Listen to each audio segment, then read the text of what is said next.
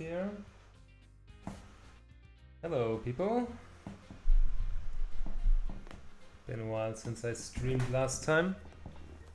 Okay, so what is going on, everybody? We are doing something a little bit different this time. So, as you might know, every year since 2020, I believe, Jonas and I have been... Hello, RGC exists. Jonas and I have been doing GMTK Jam together. And this, like, since the second time, Jonas has always said, like, you know, we gotta do something special here because I need to make interesting content for my YouTube videos out of this. So let's always put a special challenge on us. And this time, the thing he came up with after I asked him, hey, wanna do GMTK Jam together again, was what if we just get together a really big team? And so that's, yeah, that's kind of what we did. Let me show you a little bit of just kind of the Discord server that we have for organizing this. So I kind of like got a lot of people I know together, and Jonas also got people he knows together, and we've kind of set up a team structure with people who have different roles. So the red section is kind of like the game system design section. White is just organizers, just Jonas and me. Blue is audio. Hi, Alex Q. Orange is art, kind of visuals, animation, MachoBoy, and 3D art, 2D art. Then in the yellow section we have kind of like some miscellaneous extra roles, like Marl doing tech art, and Putti doing some UI, and Theironlefty is there to do lighting specifically for our scenes. And then we have green. The green section is all programmers, except for Ollie. Ollie is kind of a special case for the last day tomorrow to do some playtesting and QA. So yeah, we have a really big team. We are 23 people, and the funny thing is that the 23 thing, I just noticed while I was making the thumbnail for the stream, that it, just by pure coincidence, we are exactly 23 people who are actively working on this, and it's for GMTK Jam 23. So yeah, that's pretty cool. Here, like, to let you in on a little bit more of how our organization works, is like we have a votes channel, and we have information sharing where we just share whatever we're doing. We have like Git updates where automatically, like, every time someone pushes something to the project, you can see it's like a lot of different people here that's being posted there. Cool idea. I'm excited about how it's gonna turn out. Yeah, Gaker, me too. Because right now it's kind of not, still very incomplete, the game. I can tell you what our game idea is in a moment. We have some making off channel, game design channels, writing, like Harkie is our dedicated writer. Then here people are sharing some of the visuals they've been making. So we have a visual section, the visuals team currently in discussion there. I can join those voice calls in a moment. Some programming stuff, like, yeah. Audio, currently no one in here, because people are audio designers, they probably don't want to listen to someone talk all the time. That makes sense. And then some extra channels down here. So that's kind of like how the setup works. And this is our game here, which, as I said, quick disclaimer, it's still very incomplete. How are you handling time zones? I can show you. Yeah, actually, like, that's a really good point. Let me show you our Miro board. Check it out. This is our Miro board. How are we handling time zones? We are indeed all across the globe. Look at this is crazy with everyone's arrows all over the board. Miro can also get a bit laggy once it's at a certain size, but yeah, like you can see kind of this is our planning. And this is the graph that we're using for updating kind of the time. The black line is where we are right now. We're about at the half point. We want to release an alpha point later tonight. I hope we get there. And this is all the people have like their bars when they said they would be available. So that's how we handle time zones. The game idea is in the description of the stream. Yeah, that's true. You can read up on it if you want to. The board is massive. Yeah, I know, but that's also because so many people are working on it. Like here's our task board. Look at it.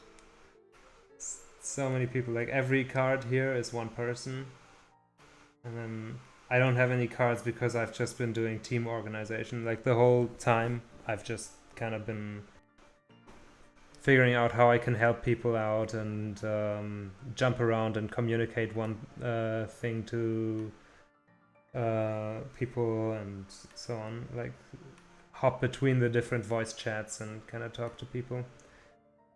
Here's some art tests that were done earlier, but that's not actually relevant to our game because our game idea is kind of like you're in a haunted mansion, you're a ghost, and there are kind of ghost hunters coming in. But you don't want to be disturbed. You would like to just rest in peace. But the mansion is haunted, and you're just trying to prevent the ghost hunters from noticing anything. Because if they start noticing anything, they will keep coming back, right? So the story is kind of like, just leave me alone. Actually, there's nothing here. Don't look at it. It's just a boring old house. Don't bother with this. So, but the mansion itself is kind of working against you because the mansion itself is haunted and it has a personality of its own. And there are just a bunch of different objects strewn across the mansion, which kind of start doing poltergeisty things. So the different ones are doing different actions, and you have to stop the objects from doing that by going to them and kind of deactivating them. And meanwhile, the ghost hunters, if they see the objects acting up, they're going to take out their camera, and if they photograph it, it's game over. And if you survive the entire night without having any kind of paranormal activity being photographed by the ghost hunters, then you win. Is there a limit of how many people can work on one game? I mean, have you seen AAA productions? There's like game teams go into the hundreds. I don't know what you mean. Like,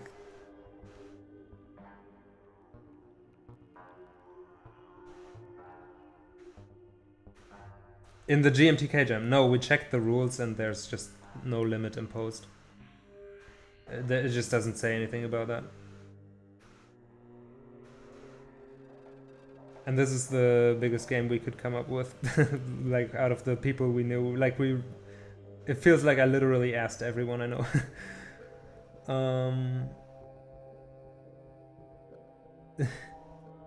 Nice music in the background. It's just music that I made in the past. Like this music that you're listening to right now is just completely done with only my voice and Audacity. I've just got a playlist of music that I've made in my years as a musician in the background of the stream. Here's kind of like some early visual research that the artists have been doing. And it's kind of like we're using kind of a gradient style, sort of like this. That being said, right now there aren't so many art assets implemented yet. because they're still all being made and the programmer responsible for implementing the art assets is asleep right now. Give us a little showcase of the game. Yeah, I think it's about time. Let me pull again because things are constantly evolving, like there's constantly new stuff, so I'm gonna just pull from the Git. Watch the turtle going to the folder. Oh, there's a conflict. Wait.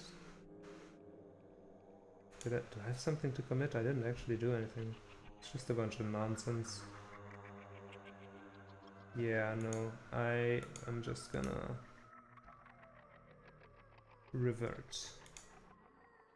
Because mostly, as organizer, I haven't really been doing that many assets or scripting or anything like that. Just kind of planning and trying to align everyone. But okay, let's pull again. What's the game jam about? Oh yeah, the game jam's theme is roles reversed.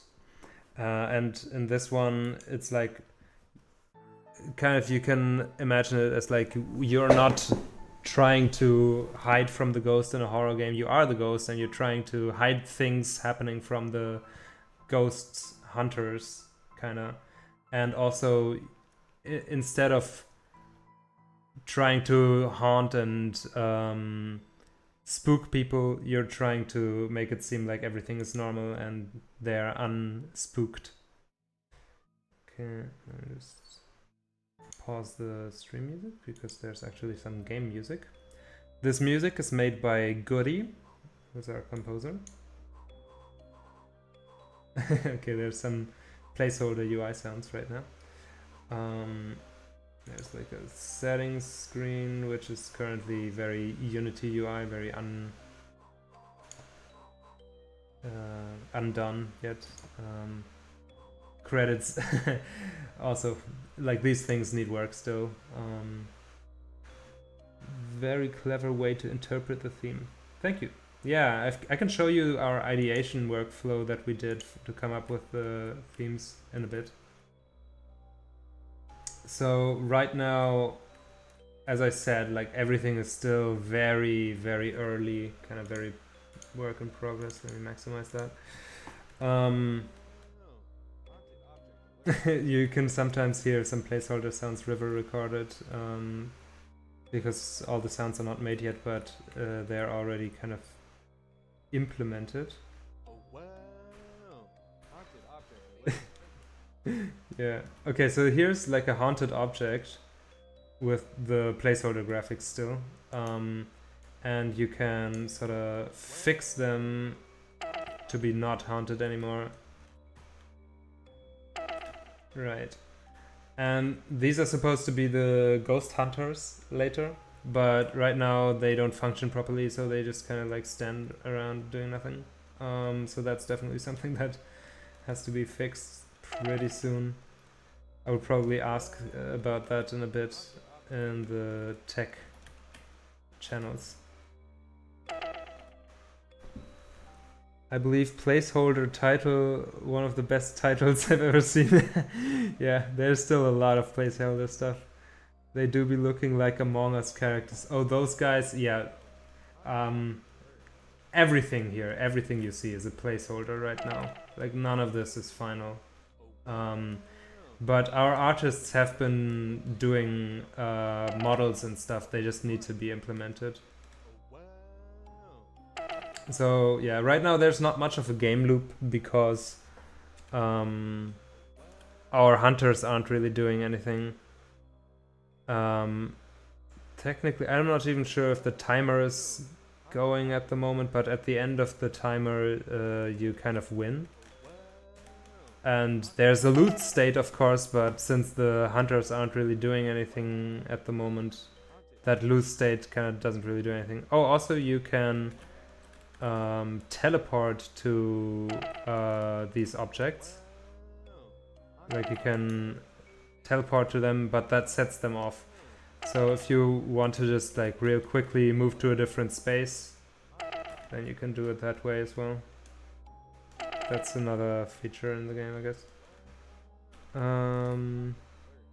The shadows are rough. Yeah, like the lighting is also still just the default setup in the scene.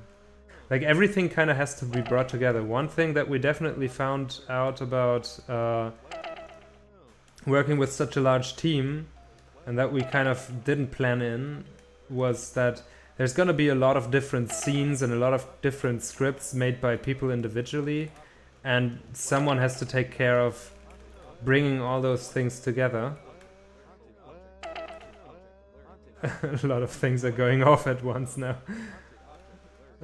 But yeah, I guess like the night is over and there isn't really a UI showing up yet for like you've won. Fridge of Doom. Yeah, I think we're actually... I don't know if we're gonna do the Fridge of Doom. Like they wanted to put a stove in the kitchen. Like the rooms all have like different themes to them, which is not very visible yet because, well, the art assets aren't implemented yet. But yeah, bringing everything together, as I said, like that's the massive problem that we've been facing. They just kind of keeping all the stuff in one place where it like actually gets to a final game loop, like to a complete game loop, is surprisingly hard with so many people. Like you might expect something like this, but I would still say it's surprising how much trouble that has been giving us. Feels like it's actually not progressing that fast. And that's really interesting because we're so many people. But it just seems as if we're just like 3 people working on this. We have 8 programmers and still it's like kind of going slow. That's a really interesting observation. So this whole thing is like kind of an experiment in what happens if you just like put as many people as possible into one team and like you try to organize everything, like, but what do you have to consider when you add so many people and what is kind of like going on with that? You're not gonna make the jam deadline due to you moving to a different place. Good luck with the project. Okay, thank you very much. Yeah, we've been talking to a few people who were not in a good place to do this jam because of real life stuff, and we had some real life stuff coming up with some people who worked on who are working on the game too, and who had to drop out for some time as well. Put 20 insane people in a room together and see what happens. I mean, yeah, it's kind of experimental. If this evolved into a fully finished game, I'd buy it. Okay, that's very nice to hear. Yeah, I sure hope that we can somewhat finish it for the Game Jam deadline so that it's not so bare bones anymore. But you can kind of see what the general setup is. This is kind of a library. This is a bathroom. This is a bedroom. Here's kind of a dining room, a kitchen. I don't know. This is some kind of gallery or something like that. Yeah. Yeah, this is the gallery room, and this is the big, massive central piano room, ballroom kind of thing. And this is where the ghost hunters come in from this staircase in the beginning. Jonas literally said, I'm not gonna sugarcoat it, and brought 23 people into a game jam. Hey, it wasn't just Jonas. Jonas had the idea of making the team big, but I brought a lot of people into this. Like, I really tried to go through my contact list and thought, like, who's good for this role? And so I, like, talked to a lot of different people to try to kind of have someone for every role. And we have someone for every role. Like, we have a lot of individual... very specific roles filled. Like we have someone who's just dedicated to making the lighting look good, and I know that right now that doesn't show, but that's just because the lighting that this person's doing is not implemented at the moment, and it's just the placeholder stuff. But I can, like, no, we don't have a dedicated marketing person because we're just talking about making the game. Oh, I'm actually getting a DM by our sound designer. Who is having a question in general? Okay. Well. What do we have? Ooh, this is a pretty big question. Okay, let's just see what it is. Something has came up, and I need your feedback. Would you want to get into a call, maybe? Into a call. Oh, what? Do we have a new 3D artist who just joined? It seems so. Okay, welcome. I guess we do need more 3D artists because of all the props that need to be modeled and so on, so that's cool.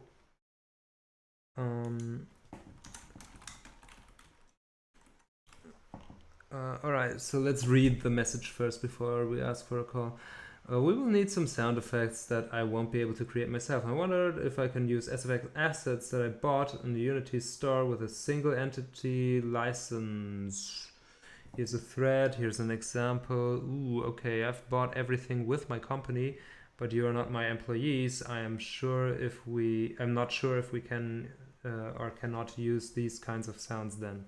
Luckily, we have alternatives, of course, other libraries with clear license terms, or even my old keyboard that has a library of useful sounds too, without any limitations about where I can use them. Okay, I think the legal situation is like when someone uses this, like it's about, okay, I'm gonna see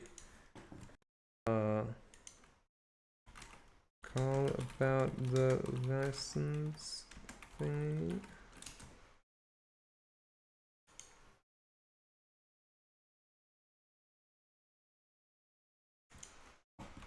Let's call in an audio voice.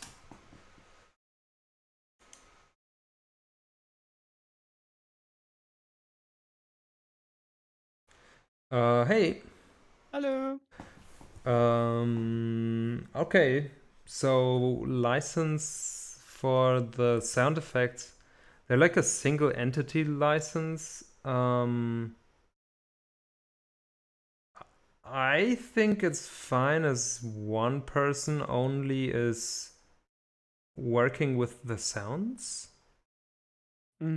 As far as I know, it's like you need a license for every person who's working with the asset in question. So should I just buy? Hello. Hello. I don't Is know there if a specific asset you need? it's Well, like this I have pro one sound collection. file in that one. There's a link right in Is the. it just? Is it? But that says example. Is it just the pro sound collection, or is it? So other... for now, there's only one file that I was used from that collection, but I just started looking for these files actually in my collections. But I think most of them are from the Unity Asset Store, and they would have the very same limitations that I don't really understand, to be honest. So, you know, I was not thinking about this because normally I could use these, but with you guys, I'm not sure. You know, it's a non-commercial project, and I assume in that scenario you would be kind of like contractors, and we would be working on this project together. And then I assume you would need licenses for these files too. But how many of you and why? I'm not sure. The Because legal implications. I really have to research this, man. I did not expect to no, because have to look if you into were it. in my company, then you wouldn't need licenses because I bought it for my company and you would be Yeah. covered. But now, you know, I'm sure that if we would release this game with these sets, nobody would really came up to us. But still, I wouldn't include these files without your permission. I mean, we would. How would we even do it if we wanted to license them, though? Right? For example, if I buy another license now, then I Yeah, then like we are we also don't have not. we No don't one have here is a- in a company with each other. yeah, we're not a company, we're a game jam team, so Yeah, and then 25 people would need to buy these. Yeah, It that would be just seems kind of crazy. mm, I would say, like, can you work with things that are not single user license? Because if you can, then let's just be on the safe side. Yeah, I think that's what we should do. So I will just look for files which are, Mm-hmm.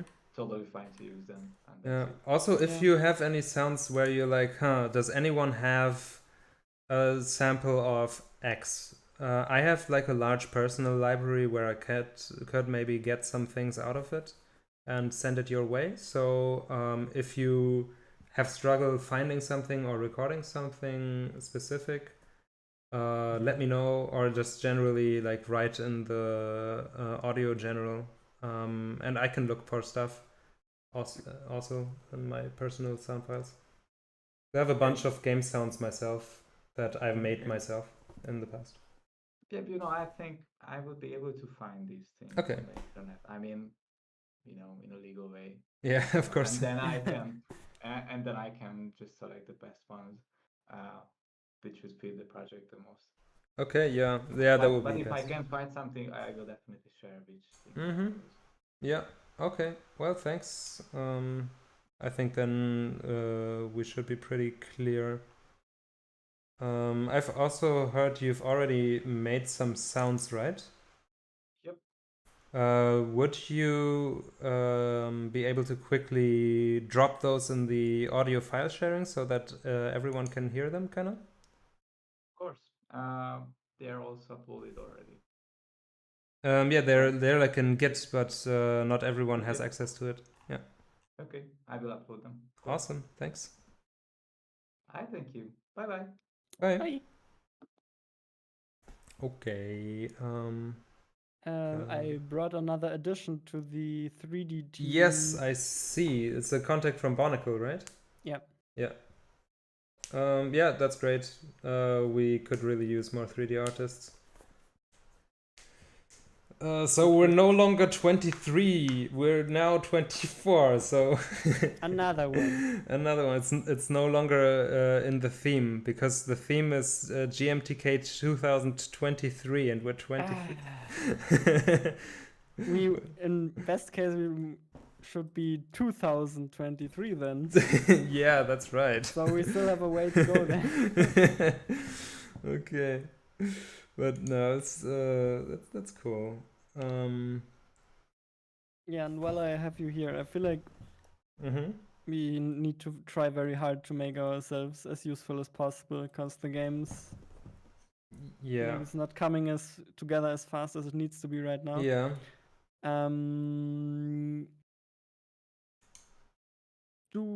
Maybe we can try to write a complete list of tasks that are still left. That is a very good idea, actually. Like both in the coding department as well as in the art department. Yeah.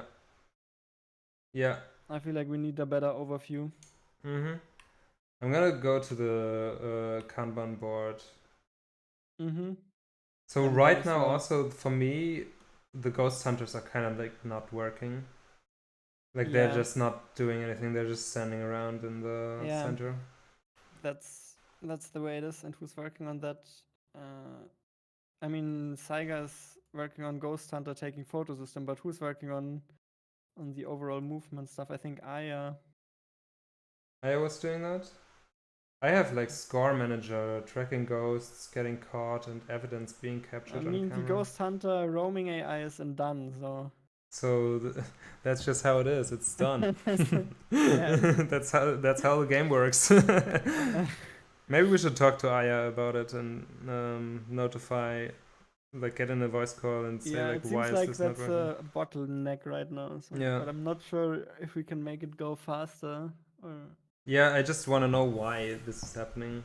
And also, I think Missing TextureMan doesn't really have tasks yet, but he's here now, right? Oh yeah, Missing TextureMan joined.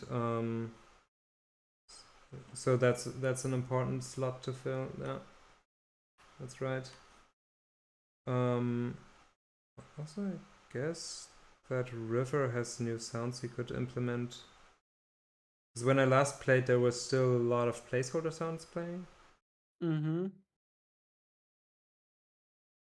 Yeah.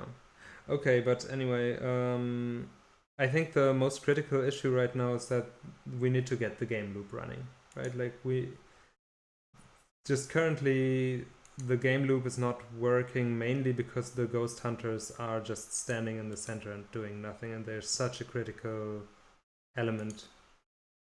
Yeah. Indeed.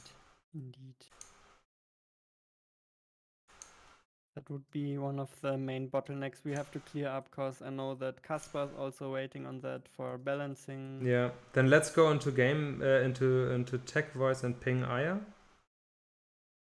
Should we do that? Okay. Yeah, sounds like a plan. Well, I'm in the game design doc, or at least the last time I checked it, it could have changed. I remember there was something mentioned about like certain sounds having priority, but Like the piano. AI didn't implement that when they were implementing the thing, so I didn't either. But... Hello. Hello. Hello.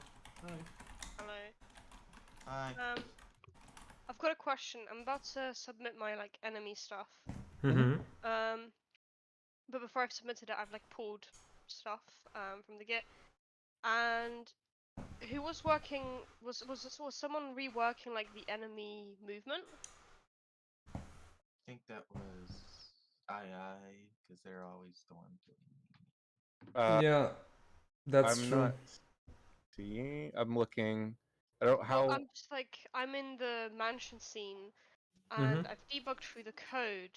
But the enemies, when they're choosing a random position, always just choose 0, 0, 0. Right. Oh, that's what's happening. Yeah. So the Yeah. random position code is still what's screwing us over, like it did before, Jonas. No. Yeah, but So it wasn't me. I talked with Aya about this. We wanted to change the system so that instead of picking a random position on the map, we have some predefined positions they can go to investigate. I see. But I'm not sure if that system is implemented yet. And now the replacement is just we're going to 0, 0, 0. Yeah. I wondered why they've been hanging out in the middle of the mansion. Yeah, like that just makes the game so unplayable.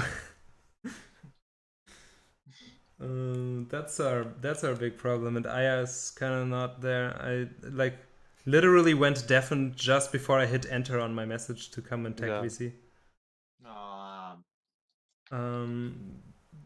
Maybe someone of us then, like if Aya's not there, maybe someone of us needs to just. Well, let me see what they're doing on their stream. They're constantly streaming. Oh that's yeah, a good idea. And it usually says like, oh, they're in a shower, or oh, they're taking a nap. So I could just check that and see what's going on. I see. Yeah, that's cool. Also, River, I don't know if you know, but there's new audio effects. Yes, I'm gonna switch over to those now. I just finished what I was working on, so. No, no, AA is still there. They're just deafened on stream. Okay. Oh, They haven't even looked at your ping.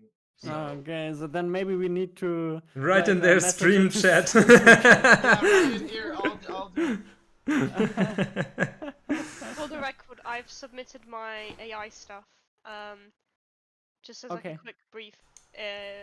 Enemies now walk around if they find an item that is like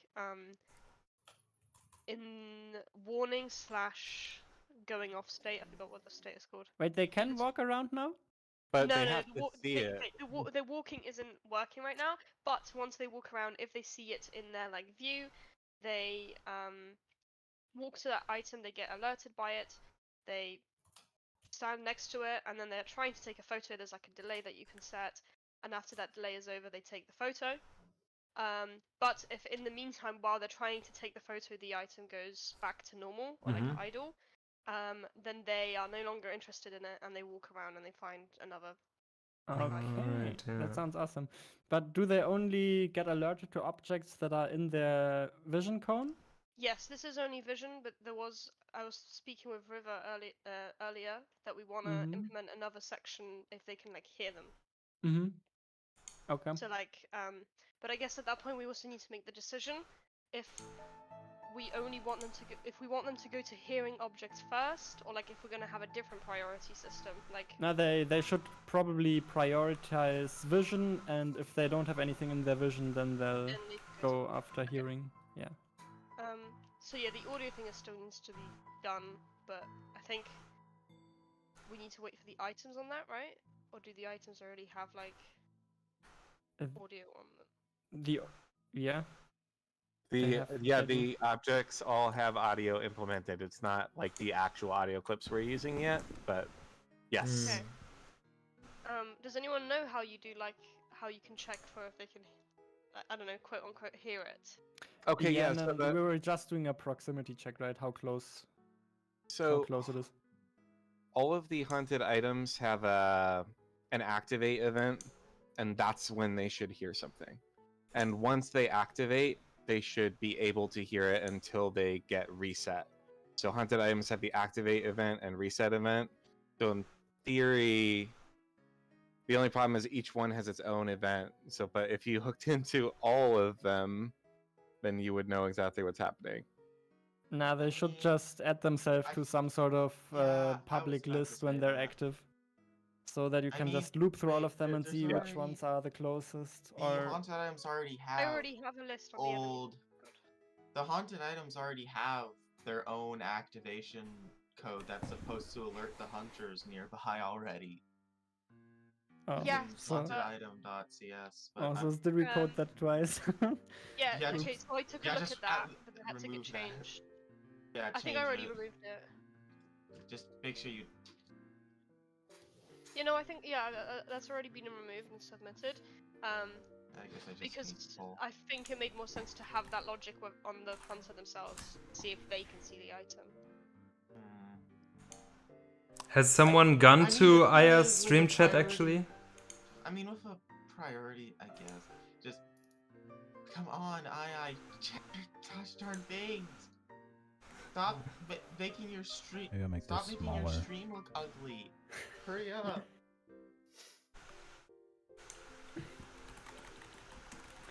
Yeah. I mean, the normal.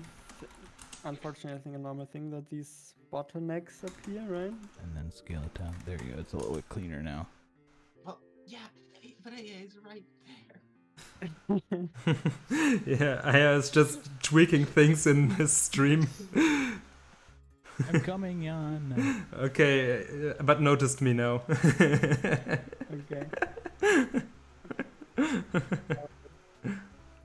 gonna create another task for the audio. Okay, come on. Oh, hello. There, finally. Hello. Sorry. You were making your stream look ugly. Yeah. Okay. So we obviously have I don't know how obvious it is to you, but to us it's pretty clear that the thing stopping the game from working right now the most is that the ghost hunters are always just navigating to 000 position. Like that's always there. That would make sense. That would make sense. Okay, well, can we fix that? Yeah, so it should be. So I added a prefab that we should be able to just place these like I call them search locations around the map to predefined locations. Yep. And then they should navigate to those. Is that happening? No. They're just navigating to 0. We haven't placed anything because we were not aware of that system. Oh, well, it should throw an error and then say that. Well, someone must have removed that error in the classic programmer sense of removing errors without understanding them.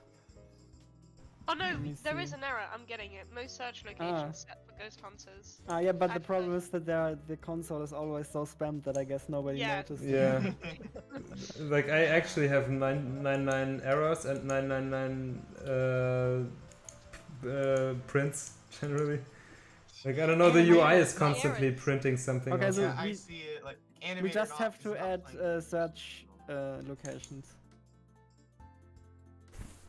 Wait, what did you just say, Jonas? I couldn't hear you. So do we just have to add the search location prefabs? Yep. All right. Okay. Who I wants to didn't do know. that? I didn't know where everyone was working like on that, so I didn't want to just throw them in. Yeah, that makes sense. makes sense, But yep. yeah, we certainly we certainly needed to know that because it was not clear to anyone. Well, nobody Okay. looked at the error logs. It literally says what to do. Probably We're best to just like sorry, type. No, I'm not sorry. Type a message in Tech General and ping all programmers for stuff like that. Listen. I kind of agree with Joe. The console is constantly spammed right now because of how many assets aren't done That's yet. fair. Because like it's constantly spammed with stuff like Animator is not playing an animation controller because there is no actual animation controllers to play for the haunted objects yet. Mm. And Okay, so for some reason the placeholder animations don't use animation controllers. the next thing we have to figure out is who has the scene right now, or is the scene free? Yeah, let's look on Miro for that. Looking. Okay, thanks, Aya. Let's. Yeah. let's Wait, hope that actually, works now. quick question, guys. Yeah. Actually, Aya. I've just tried adding just search locations. I don't actually have the thing checked out. I'm like testing Oh it my on gosh, the what end. what's that? Sound like a motorcycle. Yeah, I'm sorry. That's my It's name. okay. They seem to have chosen a search location, walked to it, and now they just stood there and they don't want to choose another search location. Well, I mean, is that is that intentional? Is that like you're kind of, because even if you do want them to sit around in one place for a bit, just kind of looking around the room, I suggest at the very least they like kind of wander in like a small radius around. Yeah, that but I room. mean, like, they're just been sat here for the last, like, minute or two. Yeah. So, Oh no, they're I don't gone know, we'll now. have to Okay, they're de- going now. Okay, they're going now. okay. Maybe we'll I needed to change, like, a variable, like scan time or something? Maybe. I mean, so all I did was tie into the existing like get random position, and it just selects from a list of things. But if it could be that it was selecting the same one. Maybe that's a thing that we can. That shouldn't make a difference. There should be a check for that already. Okay, no, I mean, it's working now, but I think there was just a issue with a time. Okay, to just like explain what I'm doing now. I've kind of been busy with this before I started my stream, and basically Jonas' sister Syndrielle made a lot of these cool little paintings, but they looked a little bit too digital to me personally, so I thought, what if we add some textures and filters over it to make it look a bit more old and traditional painting wise? So that's kind of what I've been doing, and I just need to export all of them. So that's what I'll be doing next.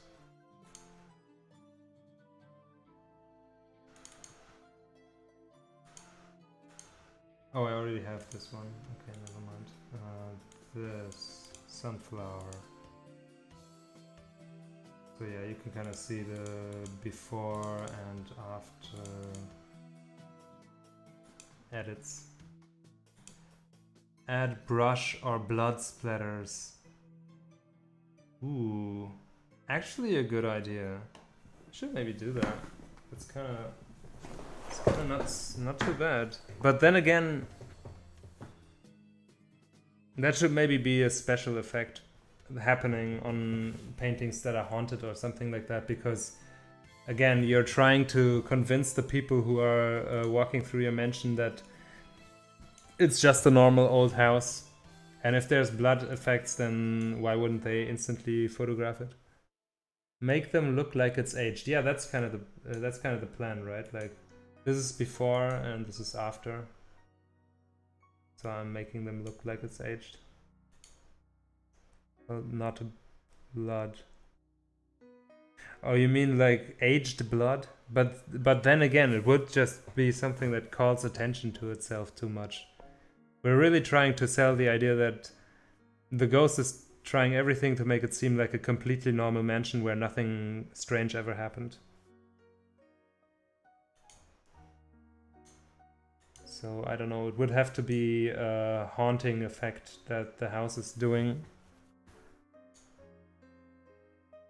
But then I would be totally on board. And in fact, there is also one selection of images that I haven't oldified yet, that has kind of like a haunting effect going on. A figure appearing with like a bloody something, I don't know, like there's something like that. And I still need to put the textures on that. So sunflower, right? Painting sunflower. Make it messy and stuff. It's kind of dirty. The splatters don't have to be blood.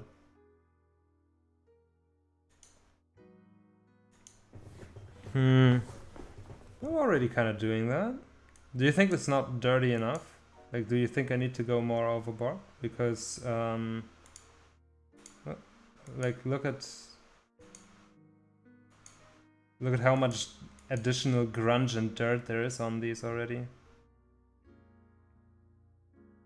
Do you think it needs to be massively more dirt?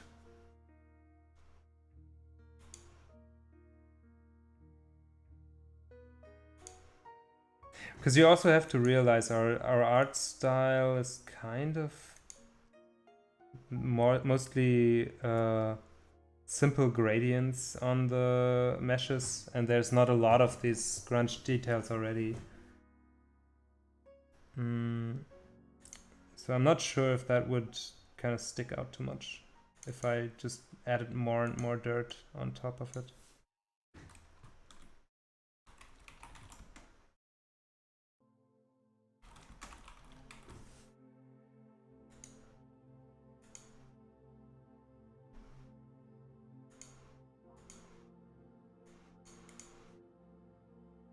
Yeah, I'm also gonna turn on the voice chat again.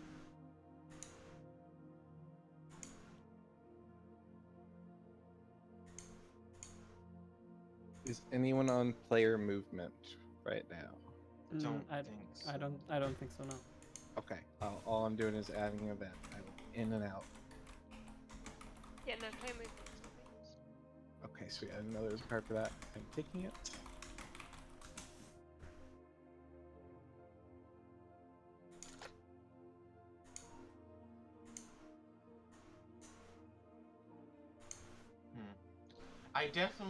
I can see it already just test playing. There's definitely a whole lot to be done in terms of balancing, but yet again, all the balancing's placeholders, so... Yeah, there is. Because obviously no proper warning or repair times have been properly set for any of the items. I think they're all the defaults, which are not good. Because I'm pretty sure the defaults were just me testing impatiently and setting everything to like only 2 seconds before it becomes active, which is not fair. I'm just trying to adjust this to be a bit more in the right direction, and then we can go from a bit more reasonable time. And do the haunted objects even have a wind-up time already? They do. They have the warning time before they become active. Okay, but they don't have a visualization for that yet, right? They should have. They don't have a proper visualization. I think they get a little Jonas icon on their little thing, so I think that's. They actually should have a visualization. I don't know why this is not working on. Yeah, have a look. Maybe they are. Is it like that? I mean, I know they have a visualization when they're active, where they turn into that weird red flashing. It's kind of like it's kind of like that, but a bit different and not red, so you can see that's different. But yeah, somehow, yeah, have a look at it. Why it's not working? Maybe the green value is too low or something like that. Hey, sorry, I've just jumped in. I'm about to push some changes to the game manager script. I've done it so previously it was just picking a random item in the house and then setting it to activate its wind up. The way I've done it now is so it picks a random hunter and then within like a minimum distance, it will pick the closest one to the hunter to alert, and then over time we can gradually shrink that minimum haunt alert distance, is what I've called the variable. Meaning that like as the night goes on, stuff closer to the hunters can start to be alerted if that's something that people want. Okay, so at the beginning they need to have a minimum distance to the hunter, and then that gets smaller and smaller. Yeah. So before I push it, so I haven't pushed the change yet. I just wanted to discuss it. So yeah, say the hunter is at 000. It will check at the very start of the night and say something needs to be at least 100 units away from the hunter to be eligible to be activated. And then as the night goes on, we could scale it based on how long is left on the night. That radius basically shrinks. So by the end of the night. But it's picking the closest thing outside of that radius? Yeah, so it's going for the closest object to the hunter. That is outside of the minimum. That's on or outside of that minimum. And it doesn't interfere. And it doesn't interfere with the group system, right? Because that's. No. So what? Currently, it looks like the current. Because I didn't do the game manager script, so it looks like the current implementation is that for each haunted item group in the item manager groups, which I think at the minute is just one group. There will be more when the actual time for balancing comes. So this is just going through all of the groups, and for each group, it's picking the item that's closest to the hunter. So I guess if there's 5 groups, one that goes around the loop, 5 items that meet those criteria will start to be activated. So it might need some tweaking once there's more than one group. Yeah. Groups should only trigger 1 item at a time. Yeah, it'll be 1 item per group. Not just 1 item per group. Yeah. Okay. What are groups exactly again? So they're pretty. You can think of them as separate instances of. You can think of each group as having a timer, and every time that timer ticks down to 0, a random object in that group will activate. And how long that timer is controlled by a curve. Okay. That will progress. Hi everyone. Hey. Yo. Hey MachoBoy. Hey Momiki. Welcome to the team. Thank you. Cool to have you just here. recruited the biggest powerhouse I've ever known. Hell yeah. Yen, Yes? do you know why somebody touched game UI, like the game UI scene? It's literally just the UI canvas and like the waypoint and stuff.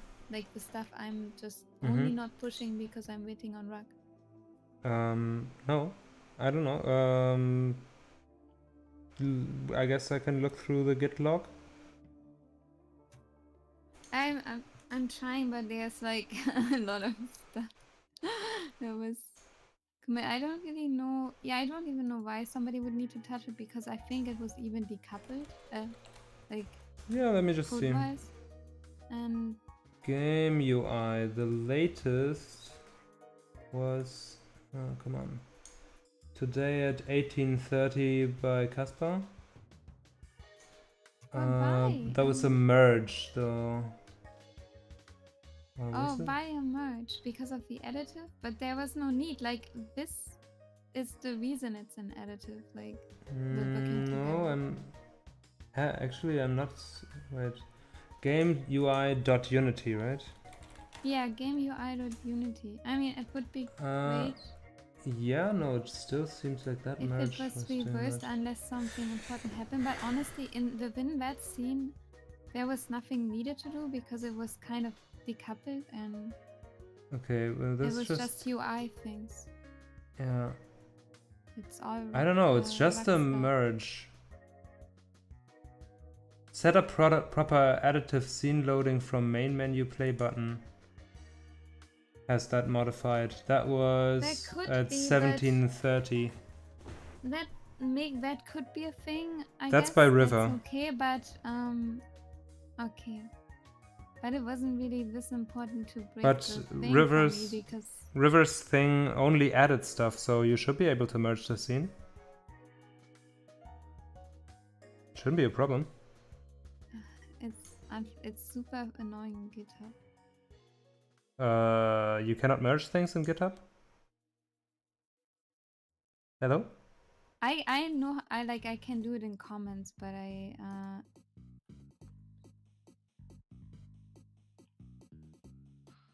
don't know. It's just annoying. Okay, I don't really see what the problem is. But yeah, it was like something that River did to be able to load all the scenes additively. Not exactly sure why he had to. I mean, I would have just pushed mine. Mine was ready the whole time. The only reason I'm not pushing it is because it's additively loaded in the other scenes, and then they have a partly broken pointer because I didn't want to touch Rugbug's code. I can't see it in your occupied scenes.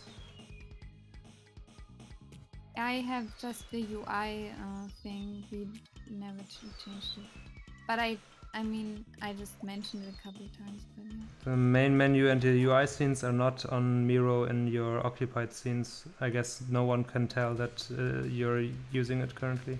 I was only I can only tell because Rugbug, that's Rugbug's scenes, and I was talking to Rugbug if I can use them, and he said, but he's asleep. He's gonna check in and say when he needs them back, basically. Right. So I know 100%. But at the same time, you have to use the tools that we're using to check if a scene is occupied or not, or else you cannot expect other people not to change it.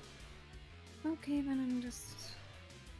But write to River about it, I guess. Nah, it's okay. I'm just gonna. But it should be very mergeable. I don't know. It was just annoying because it takes more. It doesn't just merge. You had a conflict in it? I mean, I just can't pull because of the conflict. Can you not commit it first and then pull? No, I cannot commit without pulling. I can do it in comment. I can't do it with GitHub. I was just gonna go for efficiency. I wasn't gonna, like, you know. I didn't. I was just gonna ask if it's. No, actually, it's fine. I'm gonna.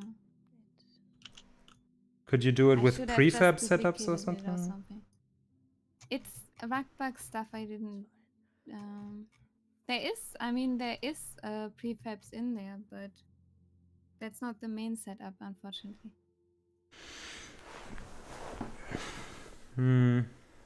It's fine. I just have to spend more time on it. Okay. Yeah, I guess in the future it's just really important that if you're working on a scene to put it into your occupied scene slot. Just always talking to the person who's like having the scene, but yeah, okay. It's just otherwise you cannot expect people to know. Who will be the person who places the prefabs in the level? Yeah, so I was under the impression that it's either Bonicle, who's probably gone to sleep at this point, so would be the Theironlefty or Rugbug. Okay. Because, for instance, now with the stove, if you look at my screen. Okay, yeah, let me do that. 1 sec. So we have the opportunity now to. I just named everything before I now apply the UVs, so I left it this way. I know we said we didn't open the doors, but I already had them kind of like this, so okay. I just went with it. So the idea is like to get a bit more organic world building, set dressing, like whoever set dresses the level with this prop now. Yeah. We can just introduce very slight changes, to the state of the stove. Maybe it's a bit. So we're talking about making animations in Unity? No, just slight differences between props, so not every single stove looks the same. Oh, there are multiple stoves. I didn't know that. I thought it was just one 20. that is a hero prop. No, there are 20 stoves or something. So if the artist who places these Yeah. can just be aware that some of them could have an open door, for instance. Yeah. You know? So every Um, stove would have a bit of its own thing going. yeah, let me just ask, Lefty, are you hearing me? Yeah, I am. What are you doing right now? I just made the test scene lighting. Ah, I see. now. So would you theoretically be free to place some assets that we already have in the The scene? prefabs and etc. Yeah, yeah. Sure, but don't I have to like talk with level design on where to place these? Yeah. So I guess I'm also gonna stream my screen here. Just so. There are already post-its on the map in Europe. Yeah, like there are in Unity. We already Yeah, I have saw them the kind text. of placed. Let me just open the scene. Wait, I need to load a scene. Load scene. Unload scene. And oh, that's the game we. Okay, yeah, here. So okay. I think like the piano was made. Like, what are all the objects that are made yet? Like, do we have a list somewhere or? We do have a list. Yeah. Let me look. Where is it? Oh well, we have the to-do thing when they're done. I think the Kanban board would be the list. Where Okay, yeah, okay, that's fine. That's totally fine. Alright. We have an armor. But I think those armors are not noted here, but in the haunted items, right? The armor is currently animated by MachoBoy. It's already it's being dealt with at the moment, so that's not really. I guess those were supposed to be placed here, where the black boxes are. Then, like, you can basically find in the haunted items scene, you can find all the different variants, and they are prefabs. So essentially, since they are prefabs, they must be in a folder structure somewhere. Let's see here. How do I select the? Oh yeah, select that.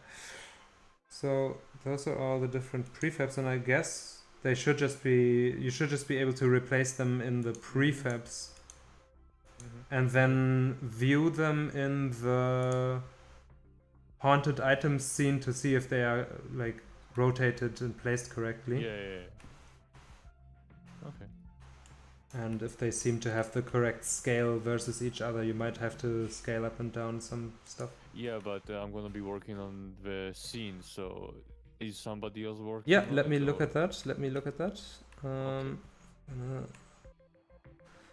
See if that's. It's here. Haunted items is free, so you can work on it. Yeah, just take it into your slot. Just like This it one, goes right? Yeah. just here, and then everyone else knows this is currently occupied. Pull before you make changes, and then I think it's gonna be fine. Alright, Could you just, Lefty? Yes. Could you just quickly look at my stream, please? Yeah, I'm looking. Okay. When you place the stoves, I left it in a way that we can make each one a bit unique with little effort, you know. So maybe you can have one door open on one stove. I heard you when you were talking about it. Ah, you were there. Yeah, Alright, cool. And cool, this is just normal stuff that happens in game dev, so I know. Don't Yeah, I worry just about wanted. it. Yeah, I just wanted to. No already problem, prepare no you problem. for these opportunities. Okay, then I'm glad. By the way, Nolram, do we have his stove and the piano imported as a prefab, or do I have to do that? I don't know. That's not I have my. the- I'm kind of just waiting right now for some of the okay. animated like props. I can like start doing some simulations and animations on those. Nolram, would you but be able to make a particle effect for some musical notes and like distorted yes, lines? I've asked one of the 2D artists to just real quick sketch me some some musical notes, but I've not received. They are in file sharing, in visuals file sharing. Scroll up a bit. Yeah. Yeah. Hardev, what you were saying with the prefab thing? Oh, perfect. I have that in, like the final piano. So it can be prefab, but I don't know if you've seen in the channel. We need to probably heavily adapt the scaling. Because Oh, it's the like scale, very yeah, small. I saw that. Where in which folder? Because it's not in prefabs. It is in gameplay Visual. objects. I'm gonna on the deafen myself real quickly because I need to read something. Okay. So updated the sound Excel. Let's look at that. So we have kind of like a audio list for our sound designer, and it's been updated. Ah, now we have like a source on it, like where it came from. Okay, that's good to know. Now this still has to load. Oh my god, everything is slow. I have too much stuff running, I think. Oh my god, oh my, come on. Alright, I'll have to find sounds on the internet for the UI sounds, okay. And here also try to record cupboards open and closing, okay. Have to find sounds on the internet, okay. And then there's the piano sounds are mostly for a composer to do. Okay, that's fine. Let's keep reading this. Oh my god, I got another ping. There's so much stuff. Oh, this was the gradient. Oh yeah, of course. Yeah, let's keep reading this. I have to find... Yeah, these are the trickier ones. Okay. A URL... I've put a URL where I already used a sound file that would work for us. The field is empty. Goodie will... Yeah, okay. Tomorrow I will try to find a sound online for all rows with number 3. Okay, let's see if I can find some sounds in my libraries for the ones that have number 3 on them. So maybe I can help ProgOrion out. Maybe I can help with some sounds from my library for the 3. Of course, if somebody has perfect sound for something, just let me know, and I will try to help Goodie if I have time. First, we can see my time tomorrow might just be enough to take care of everything, so I also appreciate any help. Okay, keep it up. Lurk, okay. 41 gigabyte of royalty free. Okay, that's awesome. Also checked and sorted with all of these. Okay, maybe Nolram already knows how to help. But let's look at these and see if we have something for these.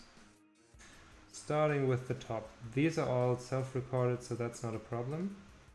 Then I will try to record it. I will have to find something on the internet. Radio static. I don't know if we still need that, because we were replacing the radio with a gramophone, I think. I got another ping also. If you have the time, can you share files? Yep. Sure.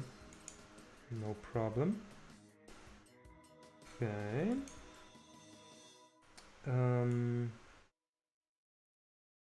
Vase breaking. Okay, yeah, that's a bit tricky if you don't want to break a vase. Having to find something. And same thing for mirror, but I think mirror was discussed that we may not want to do it anymore. Light fixtures flickering. Yeah. I think I might have something. I mean, the toilet stuff I can definitely record my own. That's easy.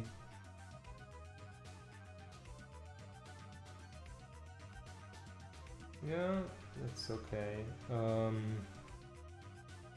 Cupboards open and close. We'll try to record. Stove turn on. So yeah, clicking and then some fire sounds. And this is a stove. Gas stove. Intense roaring flame. I actually have something for this. Let's see.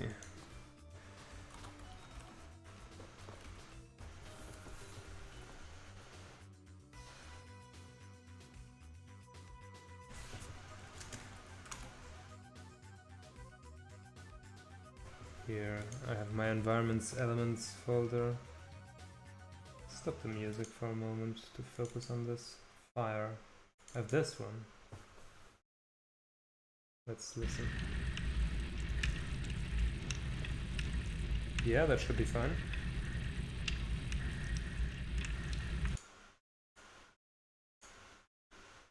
That's a loop.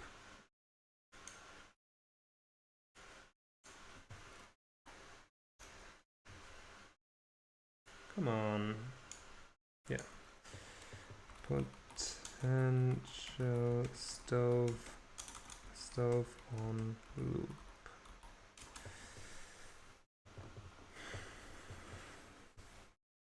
Oh, Rag is posting to me. In the project, but I can send you where it is.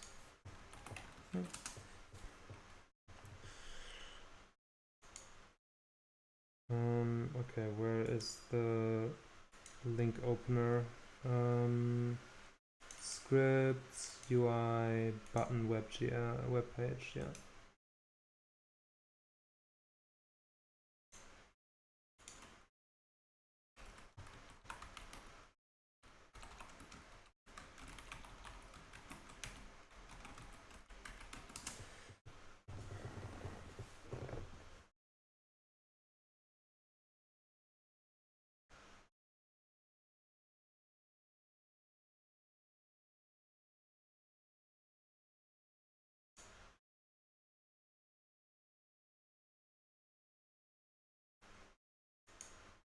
Mirror breaking will send shortly. Okay, cool. So Nolram's covering that.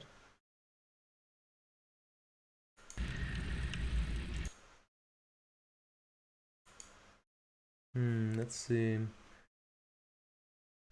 I mean, for turning on the stove.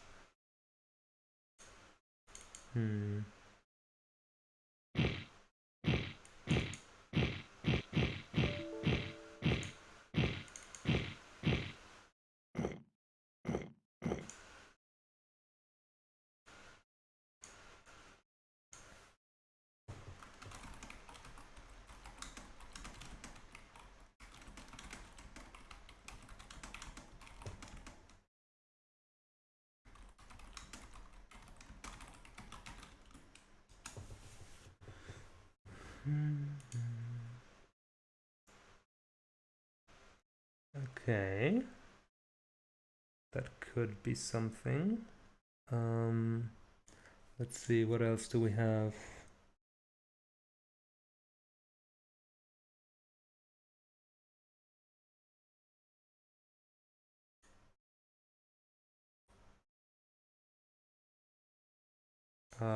Yeah, generally UI sounds I have quite a few for those, but it's kind of a matter of being creative with it, I guess.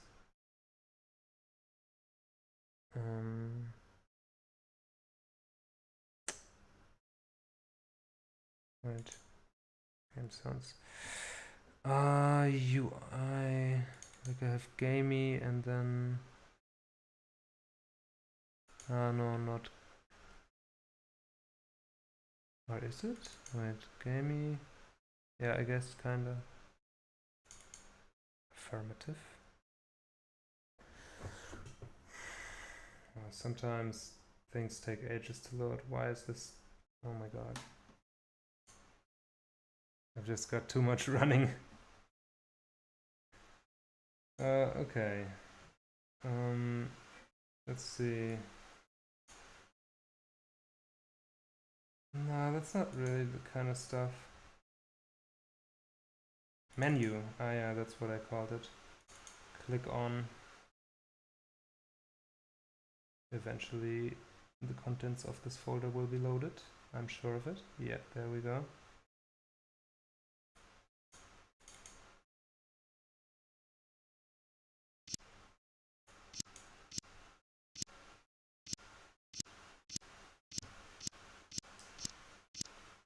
You have a lot of sounds. Yeah, that's true. It's all kind of like collected over 10 years of making sounds. But right now, oh my god, my computer is so slow at the moment. I want to open my task manager and see what's going on. I think it might actually be because I have too many programs open. Yeah, my CPU load is at 100%. But Discord is causing most of it. Maybe I need to stop watching the stream. And also stop streaming. Gosh, I didn't even know that I was still streaming. That reduced it a little bit. Yeah. Okay, that helps. Ah, I got pinged again. What's going on? Other than the gameplay prefabs, do I need to do anything else? I guess I'm gonna undeafen myself here. I can still post sounds later. Come on. Oh my god. I'll just close it. Okay. Hey, Lefty. I wanted to kind of look at your lighting test. Can you direct me to where I need to go to check it out? It's in scenes and then test scene. Look at this. It's not the most thing, but I'm trying some stuff out. Like I know. I love that gradient so much. Yeah, I think I figured out how to do gradients. So let's modify Oh, this that's to be a awesome. bit better. Let's just try to get the most out of this. Okay, test scene, yeah. Okay, unload the other scene. Okay, do I have to pull first? Because right now it just looks like bright daylight. Yeah, you have to pull. Okay, let me do that. Pull. Okay.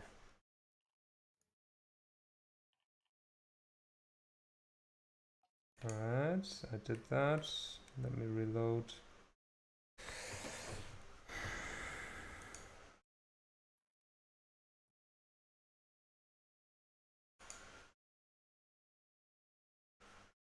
Oh, it takes a lot of time to reload. It's importing a lot. Yeah. I think because you added models, right? No. It's the same scene, but others added models. So. Yeah, okay. And it must be because of that. Okay, yeah, I'm seeing it. Alright, yeah. I mean, that looks cool. I wonder if we could even start loading, start lighting the mansion. Yeah, the mansion. I was actually doing that, but the thing is, so Nolram and I was discussing this. The textures itself are purple tinted, so we have to be very careful how I light them because I can't just post process. Can we maybe do something like placing lights in the scene? And maybe do something like tinting the placeholder texture in the expected color? Yeah, sure. I need to see the textures and materials in the engine, so I can say what I can change about it. Yeah, I mean, it would be really good if. Okay, how far did Bonicle get with his modular pieces? Does anyone here know? I have his file on hand right now, actually. Ah, I see. You're streaming it? So I'm also I- streaming them. We're in engine for some reason. So what do you need? I'm actually in his file right So, oh yeah, they are already there. Okay. Then actually, I wonder if we could just replace the walls in the mansion scene with these walls. Kind of. Because it seems like pretty necessary to He was start. this last time I checked. Bonicle? Yeah. But Bonicle signed off. Look at my stream at the walls on this map.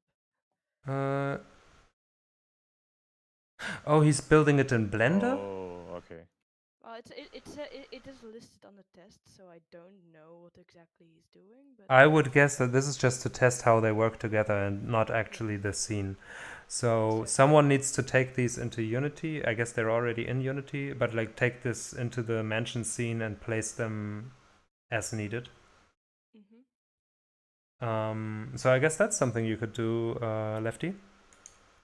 Sure. It just he might have some like critiques on what I would change, so it's okay. I'd say just go ahead. Yeah, Okay. Bonicle isn't here. The thing is, like, the people who are at the time at the place make the decision. Otherwise, we cannot do anything, right? So. Oh, okay. And you also moved the mansion scene. Okay, I can Yeah. take it then. Yep. All right. Just place it down. Yep. That sounds good. How's this gramophone looking, guys? Oh yeah. It's Wait. interesting. It's actually really good. Thank you. Oh yeah, this looks awesome in terms of the top part of it is really good. The bottom is not textured right yet, right? Nope. Yeah. Okay. Good. Yeah. No, but the top yes, part guys, looks really this nice. is final. It's like looking at a broken TV, right? No, but I think in general the yeah, it's like the color tests. In general, I think the model of it is really nice looking. Really digging it. It's cool. Is bone scaling possible in Unity? Yeah. Luckily, Macho, it is possible. Oh because- yes. Watching Macho work is so fascinating. Well, let's see what It's Macho's like doing. dark here. magic. It is dark magic. Just look what he's That is the doing. very common descriptor of my work for some reason. Oh, that looks awesome. I love the bounciness of it. Looks so good. Yeah. Oh wow. Like it reminds me, of, like, for some reason, it reminds me of DuckTales, where they have, you know, like Oh, moving. Now you mentioned DuckTales to the Moon, she's gonna be your best friend. Oh, this is really fun to watch. Yeah, I need to stop watching it so I can be productive. But this is cool. Productivity doesn't exist. Only Macho animation. By the way, do we Yeah. know if Bonicle did it on a grid or Yeah, he did it on a how grid. the modular pieces work?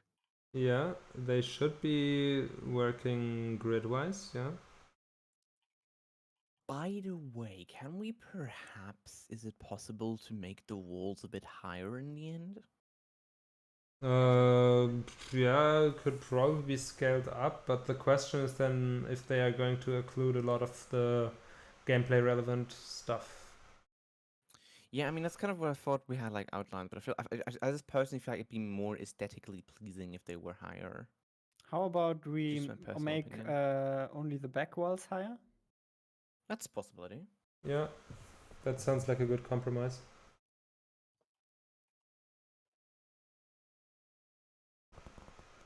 And is he going back to his original pose just so we can? Yeah, he needs to also go back, I think, right? Like when you fix him, like, or we could just make him transition back automatically from whatever he's doing at the time. I guess we need a dancing loop, right? Yeah, And you cannot something really that's anticipate loopable would from be which good, and you cannot really anticipate from which frame he's gonna stop dancing, because that's defined by the player. I could just make a really clackety shaky animation and Yeah. just have that loop. Yeah, I think that's fine. And then we'll just transition, and like Nolram can probably make a quick particle effect of some sort to for no, just general, yeah, that, but that's not what I meant right now. Just when you fix an object, Yeah. just something that clouds it and dust Yeah, real sure. quickly for the transition to look I feel like nicer. it'd be a lot easier for me to make particles once we actually have stuff in the scene. Because then I Yeah, can like of sort course, of that try makes it a and lot easier. We really like, need to that's get why I had to the like defer part the implemented. teleport effect a bit. Yeah. By the way, has anyone made anything for like floors? Floor textures or floor pieces in general? Because I feel like that's really gonna be lacking. We have walls, but we don't have floors. We mostly just need a nice tileable texture, I guess, right? Yeah. Wood, carpet, wood, carpet. Wood, carpet, something like that. I mean, is anyone here able to make that? Wood carpet? Wood carpet? Wooden carpet? No, just just like something that we can plop on the floor so that it doesn't have the prototyping texture all over the place. I see. I'll fix this one up and then I'll see what I can do. Cool, yeah. That's nice. Just put it in my tasks if you really need. Yeah, I will. Because I don't have much next to me. Okay. And I still have some time to kill until the sun goes down here. So. Okay, sure.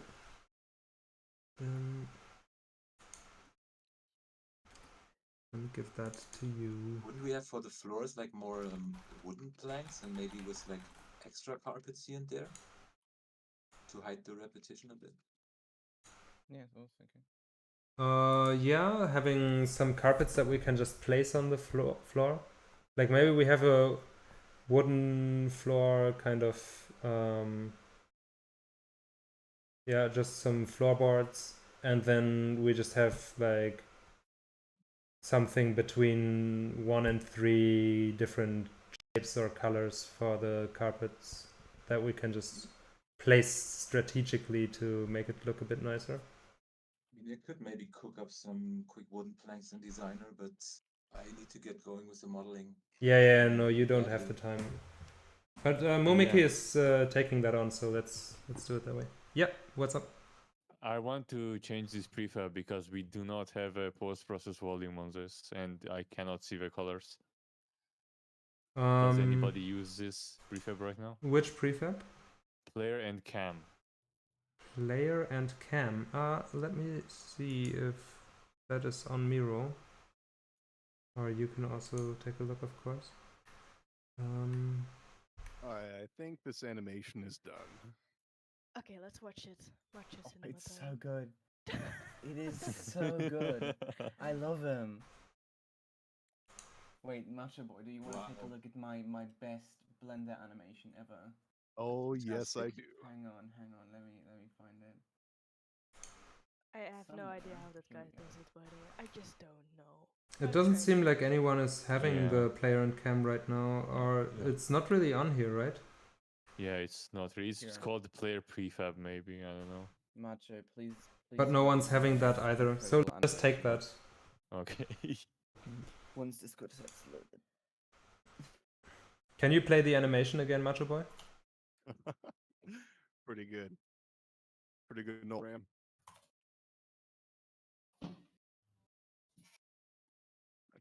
That was a little laggy, but still. Lovely, MachoBoy. This looks really cool. Very fun. This is what it looks like at full speed. Probably want to slow it down though, but this really does feel like modeling N64 stuff.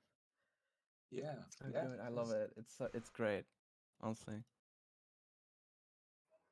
Oh god, too many notes. Too many notes.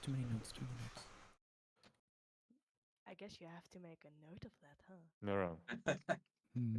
Oh, now you Come get to two my of stream. them. The post process is affecting the textures, like we said. Yeah, for sure.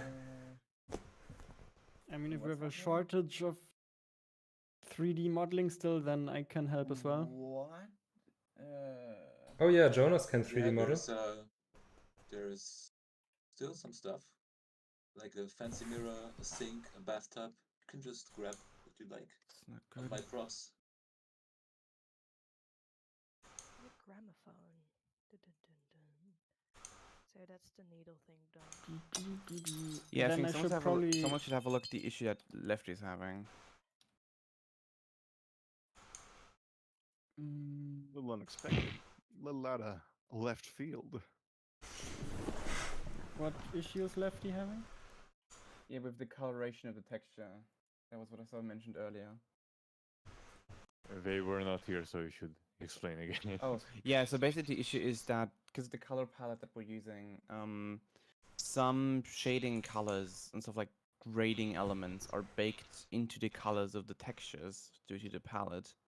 Meaning that when we now color grade an engine in order to get everything looking consistent, the colors are off of the textures. It looks wrong. Like if you check Lefty's view right now without color grading versus when he adds color grading, you can just see how the texture there basically looks bad.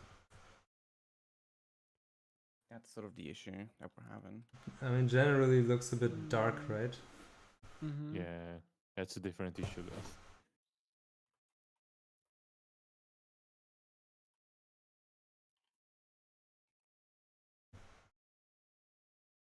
Yeah, I mean, it kind of adds more red to it. I don't know. Yeah, because we were gonna use post-process to get the color Yeah. palette that we had, but it's inside the texture, so it's like Yeah. double layering right now. Mm-hmm. Yeah, maybe we should turn off the post-process for now and just place as many assets in the scene as we can and then tweak the post-processing so that we can actually kind of tell what the post-processing needs to do. Okay. Alright, Hardev, you want the FPX? I'm not the person to integrate the animation. That would be Rugbug, I guess. Yeah, and Rug is here, so. Hello. Hello. Yo. Hey, Rug. Sorry. You want an animation? Sure. What's it for? It's for Haunted Object Night. Okay. I was told that you're the guy who's importing the animation sets. Yeah. Actually, you sound like a shady broker right now. Cool Night Armor set. This one's a little groovy. You see, Macho, this is why my chat just calls you the voice. The voice. The voice of 87. Is that the voice of 87? Was that the voice of 87? Sorry. Couldn't stop. Hey, Markiplier and I share a hometown.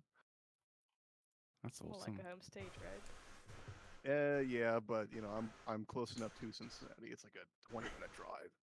Oh, okay. Ooh. That's a fun fact. See the player ghost body there.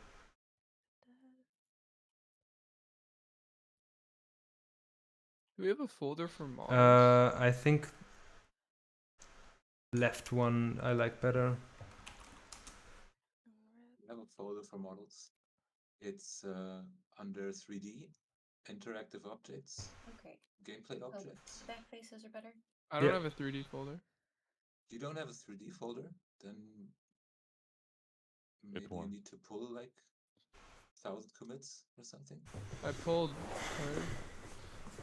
It's under I have the visuals. new scene. At the very Oh, bottom. visuals. There we go. Yeah, that's a bit unused for me too.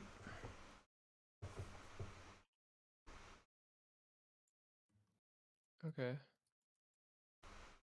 I guess you need to go into characters there in interactive objects characters. Hey, Jan, check out my notes. How am I gonna check them out? Via screen share, I'll do it as soon as Discord lets me. There Yeah, we go. there we go. Okay. Look, notes. Hold on. Ooh, whoa, that's very rainbowy. I don't know I don't know why, but notes for me are always rainbow. I can make them any color though. Okay. Doesn't really matter. I can make them. Those notes are so nice. I can make them Nolram gradient. Can make them Nah. I just want to be noticed. They're going down in notoriety. Could they be a bit more erratic, maybe? Like shaking? Erratic, you say? Yeah. Yes, but actually, maybe with That's what like it's smaller but faster motions, if that's possible. Everything's possible, Jan. Okay, fantastic. Oh, look at that! They're spinning. I like that. Yeah, because it's supposed to be annoying noise, right? Like really bizarre, wacky noise. I'm just gonna make him spin a lot. Wow! Whoa! And I live to spin.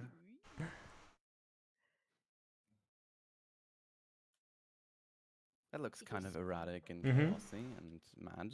I like that. Alright, Yeah, that's What's cool. the next animation we need for the night guy? The night guy Can you make just him needs dab? to. Can you make him dab? The night guy just needs to dance, right? Did we have the piano already? I was figuring, like, I thought we wanted like a warning animation, like him shaking. Oh yeah, that's cool. That would be cool. But then we have to animate everything with a warning animation. I mean, most things have some kind of warning. It doesn't really matter what exactly. The Okay, I need to look at Miro again just to kind of quickly see which objects are already done and ready to be animated.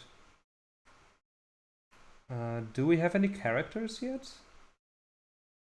No. I Still working on Player Ghost and then Hunter next. I see. When do you think Player Ghost is done? Okay, that table sucks. A couple more hours. I need to do the Do we have any wooden facial props? features. Let's see. Mm-hmm. And how long does that take? Oh, I want to what say did I make? total, I don't know, maybe like 2 to 3 hours to get the female and the male ghost with the different facial features. Ooh, male ghost? I thought we only were going with the female ghost. I thought we were going with options, but that makes it easier. Let's for me. totally just go with the female ghost. It's way too much time. It's way too Oh, long. but I like the mustache. I like it too, but it's just we don't have the time to do it. Like let's cut corners where we can, and that's a corner I'm very happy to cut. You say that as Mo is cutting corners on the model. We have 22 hours and 20 minutes. Yeah, it's like not a lot. God. We really need to get this 3D Yeah, department. especially the characters, because that has like that's a bottleneck for animation. Concept art, wait, no, I'm looking at like the 2D art. Where are the? Can I just cut you in half?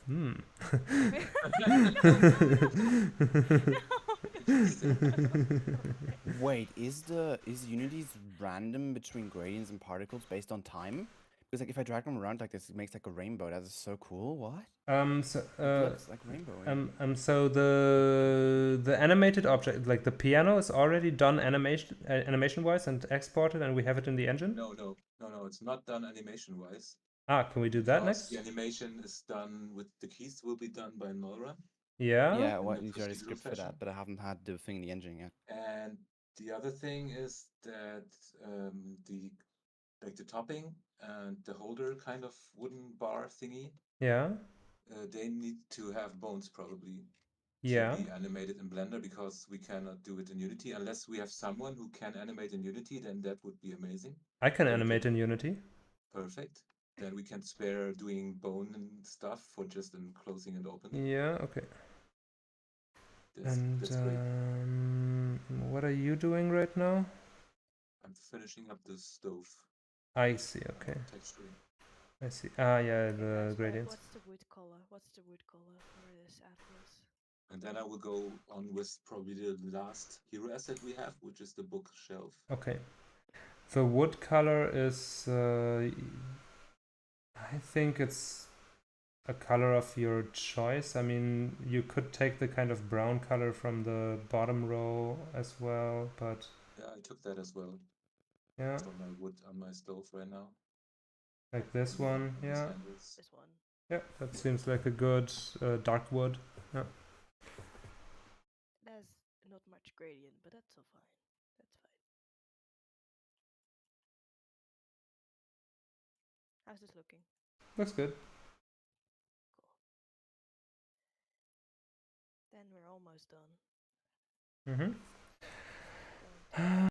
So the gramophone is gonna be done soon. Could that be animated? You just kind of needs to spin and do notes, right? Can you animate a gramophone? Yeah, like I was wondering if like the speaker part of it could kind of like have some warping to it. I can make either a rig for it or some blend shapes. Can we? Okay. Can we get one? Can we get a program to make a little script where we can derive some float value using like Unity event, with an animation curve, because we could automate so much animation with that. If it just loops over the curve for a specific time, and then just modulates the value of that, and then just pass it over Unity event to some. That's fine, but I'm literally just trying to give MachoBoy work. Okay. I mean, I'm pretty sure there's Just wants cooler to see me things do from. something again. Yeah, no, well, I get that, but I feel like we realistic. should use MachoBoy's talent on things that move a bit more complexly than a sine wave. Yeah, I'm just saying, like, if we had characters already ready, I was just trying to bridge the time. You know what I mean? Like, right now, we don't have the characters yet. And I know they are being done right now, but... Maybe we can make, like, the gramophone have some sort of rig where it can, like, do more expressive moves, and then MachoBoy can animate that? I don't know. I have no idea. I'm just saying that we should probably use MachoBoy's resources as good as we can. Yeah, right now we're not using them at all because he's just waiting. Do I ever? Oh, he's up for it. That's the good part. Let's just place you back on the ground, buddy. Where's your fucking Okay, piano keys, you said. Like, let me commit the notes first. Yep. Let's just put you back on the ground. There you go. Have fun. So should I rig the gramophone or should I just hand it off?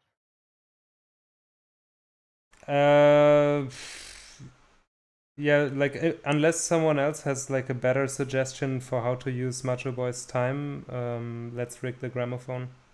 Okay, time to rig a gramophone, guys. We're doing it. By the way, are we gonna have voice acting in the game? Wanted to, yeah. I don't know what the writing status on that is at the moment. Is there like what roles do we have? The house, the player, the hunter. Oh, can we have the highest voice by MachoBoy, please? Yes, I want that. And Crap, I guess right. like This guy wanted me to voice something. Crap. yeah. Do you have lines? Like, has Harkie communicated anything to you?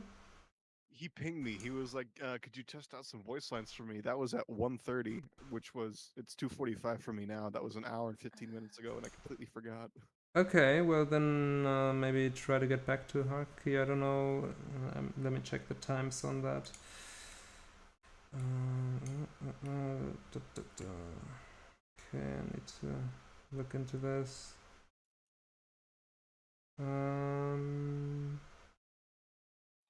Yeah, Harkie should still be available unless he's like fallen apart or something like that. He's falling apart. Oh no. Is he a robot? Oh no, our Harkie, it's broken. Oh no, our Harkie, it's broken. Oh, great, you brought that up again. I think he's actually broken because he's not online. Oh no, he's actually broken. No, I kind of said that only a little bit jokingly. Oh no, A little bit joking. he's actually broken. Because he said he had a migraine earlier. Oh, that's. He said he was gonna he was taking a shower in writing. I see. When was that? 2:27. It's 2:45. That was 15 minutes ago. Ah, okay, then he's probably just gonna come back and... I guess, yeah, do you know which test lines to record? He does. Okay, but you don't. Yeah. I'm just gonna join him in PC. Have you seen his writing document? Yes. I guess you could just take some of those general lines. Well, Or he those. had to rewrite them, so it's pretty different now. I don't know if I still have. I don't know if I have access to the document. Okay, I can send it to you.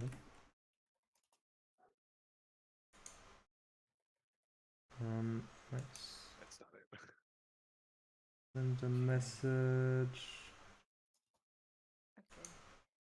I love the note effect. It's so simple but so cool. Here you go. Needle.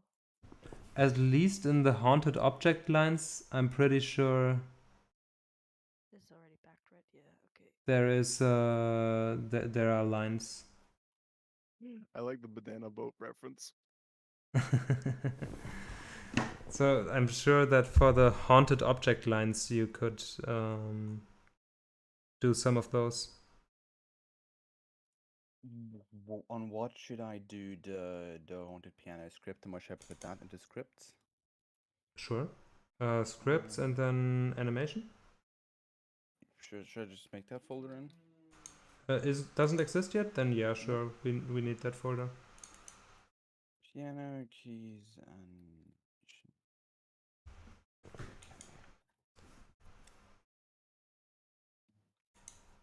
I still meant to put textures on this. Where's the piano prefab? Like the final object I should test this on? I checked in visuals, but it's Prefabs, interactive objects, gameplay objects is in there. Prefabs, interactive objects, gameplay objects. Haunted piano. Open. Weight pain. It's more like weight pain. Oh no. Absolute suffering. That doesn't sound great. Did you not unpack the model, Lefty? Huh. No. Wait, there we go. The disk has no details, so you wouldn't even see it spin. Therefore, I'm not gonna add a bone to that. Because why should I? Why did I do it with automatic weights? There you go. Huh?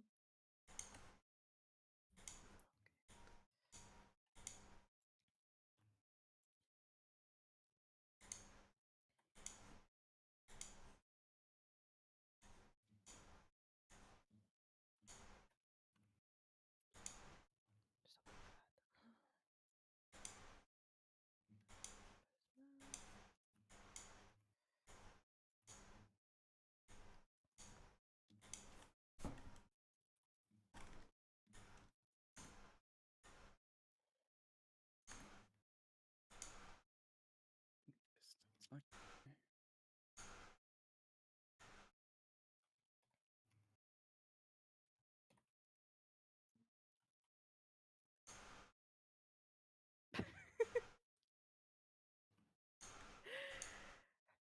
Okay, it's weight painted.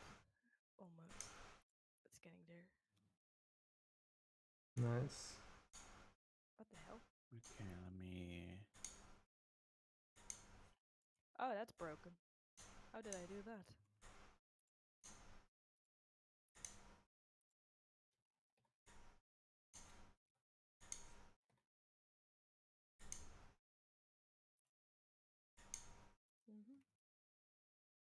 Okay.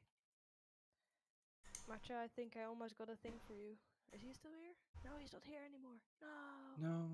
MachoBoy, come back here. Yeah, I'll just send it over to him and be like, hey, Macho, I could do a thing. It's fine. It's fine. I can deal with it. Oh my god. What happened here? I'm gonna delete that. Bye.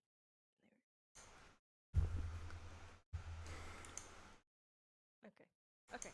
Okay. I did it! Nice. I did it. Should I add markers? No, I think Macho will be fine with this. Maybe. God damn it, I feel bad. God damn it. I should add markers. I should add markers. Will he be able to do that without markers? Can one of the Blender people quickly tell me where I can find that feature in the editor that shows me which direction the normals are facing? So you go to viewport overlays and go to face orientation. Oh wait, you mean the normals, right? Okay, Yeah. that's not there. You go to the same like viewport overlays. Just look at my stream. Okay, 1 second. I have to look at your stream. Oh yeah, it's a bit weird. So it's next to these two overlapping spheres, right? Uh-huh. You go here and you go to normals and you can see where the normals are facing. There it is. Okay. And if you cool. just want to see back face and front face, you just press face orientation on the geometry over here. Oh god, now I see, eh? No, the music disc is red. See, that's why you check it. That's why you check it. Okay. I hope that helps. Yeah, let me see if I can actually find that. It's a little arrow. Oh yeah, I can see it. Wonderful. Okay. Thanks. No problem. Macho is recording, so he'll get to it soon. My job here is done. At least for this model. Yeah. Awesome. Wait, I don't need to save it.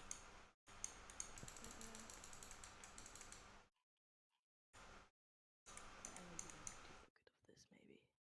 I don't want to be pushing these. Not entirely sure I'm gonna get the scale of the candles right, but it's not a super big deal, right? Yeah, if the scale is not right, then you'll just be crucified. Okay. You'll be defenestrated from the highest point.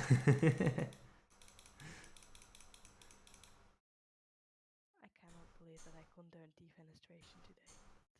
But here I am. Okay, send. Okay, next up on the shopping block. No more gramophone. Back you, gramophone. You were never my best friend.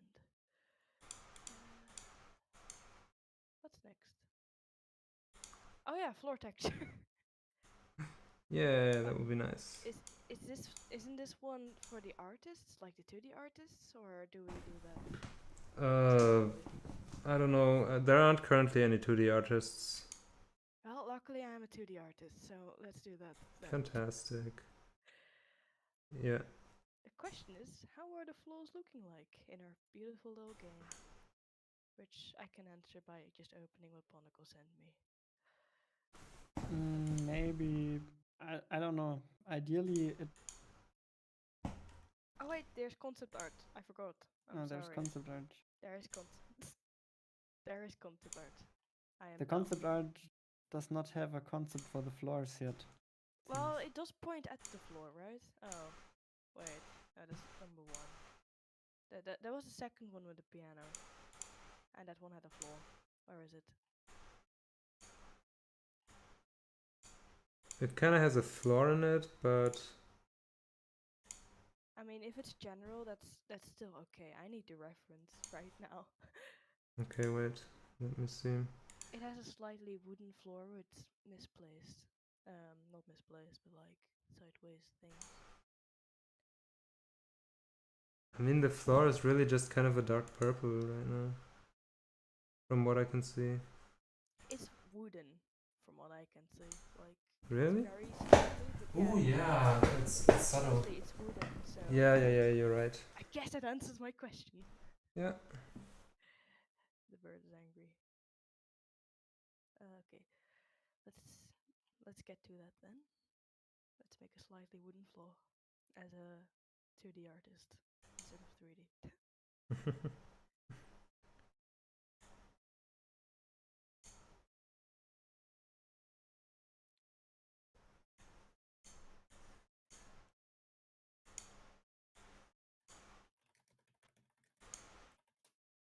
I would make this in Substance, but I don't think that would be time efficient at all. or fit the aesthetic.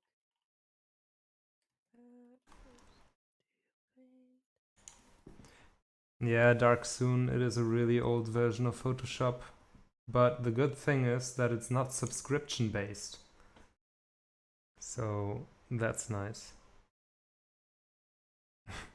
Babe, wake up, Diana streaming. Can I join VC?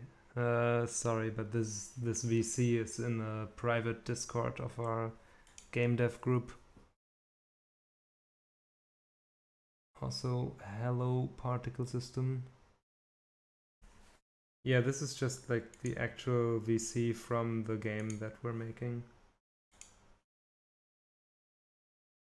There's GIMP, yeah, but I don't like to use GIMP. No way piracy? No, it's not piracy. I have a license for it.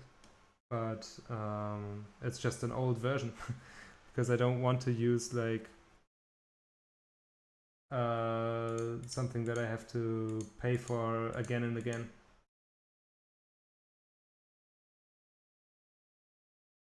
Possible to get that still? No, it's like I have it from back in the day.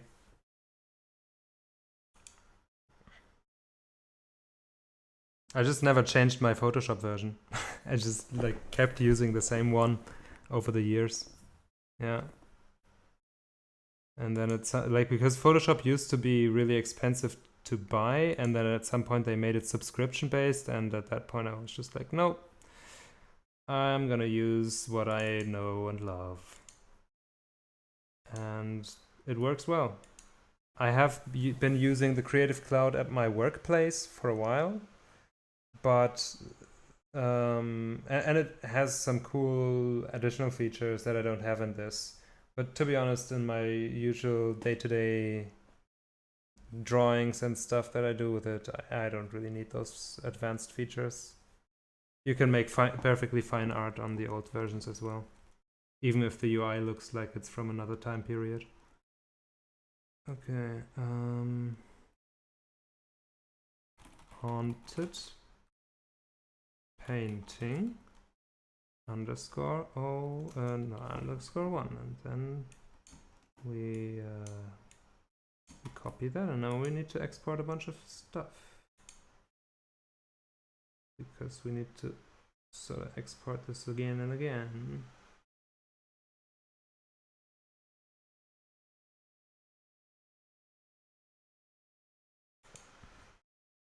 Yep, the lights go on.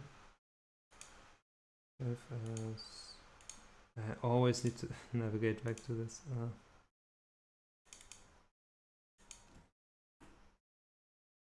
Two.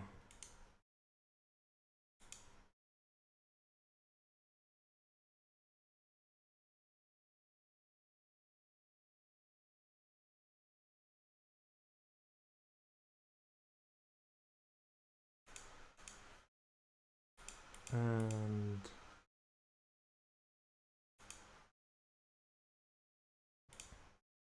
quick access, here we go.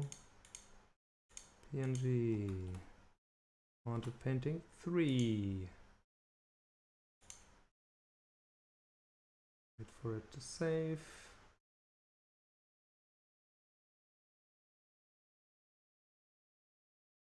And we turn on the next light. By the way, for those who have not been watching since the start, these are not my paintings originally. They are made by our 2D artist Syndrielle.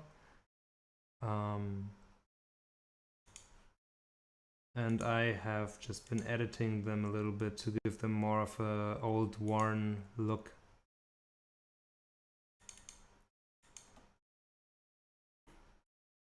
Before.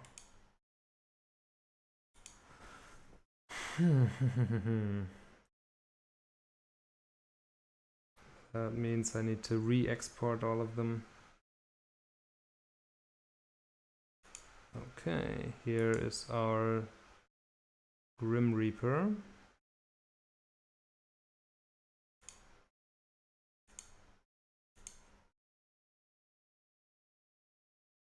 Are you making haunted versions?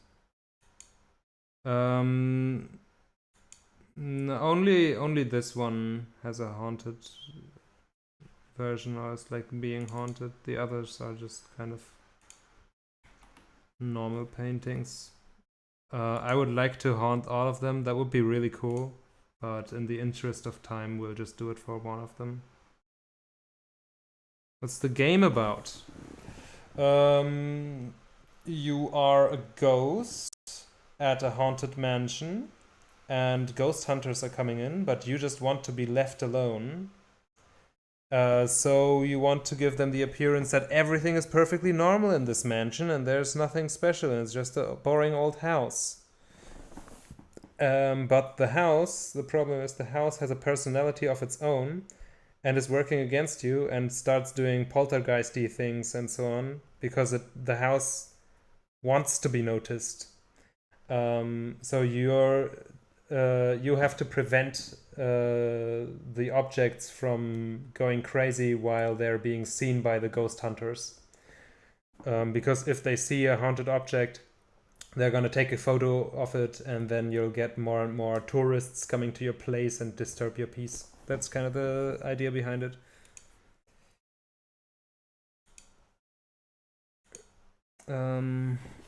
Where did you get so many people from to join your team? I have a bunch of friends who do various things pretty well. I've got some people from my study times back in the day, like Jonas is also a study friend from back then. Also have the Glitchion team is in this. I just got some friends from Jonas' Discord server making games together. Some people from the music jam that I'm organizing there. Some people from the art jam on that server. Also just some contacts where, like, you know, I, for example, noticed, hey, Zyger is following me on Twitter. Let's just write her.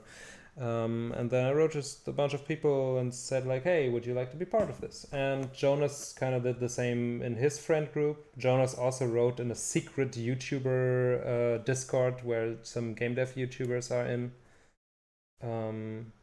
and asked around there. Also, people who are working with Jonas already, like TheShelfman and Missing Texture Man. So yeah, that's kind of how we got the people together. Yeah, and me and Bobble are staring at you. Okay, hello Bobble, hello Koza. They're mostly game dev YouTubers and friends of, yeah, okay. Basically Ghostbusters, but you're the ghost. Exactly, that's where the role reversal part comes in. And you're just trying to make sure that they get as bored as possible. Instead of spooking them, you're trying to unspook them. It's a nice game idea. Yeah, we had like a really cool ideation process where everyone writes down something on a note, and then once you wrote something down, then the next person adds their own note to it and it goes in a circle. And then you have like a bunch of inspirational ideas that you then crunch down into one, and you decide for your favorite one, and then the top ones are being evaluated through a voting process based on how difficult they are to finish and how much the team kind of enjoys the idea. And through this process, we landed on this.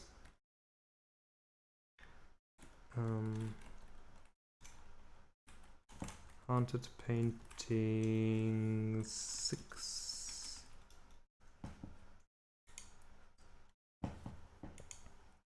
That's quite cool. Yeah. And then finally, have we named the game yet? No, but I can show you a channel where we have votes in the Discord server. With some name suggestions also. Like, let's just export the final one. My super haunted version here. I just felt like going over the top a little bit with this. So number 7.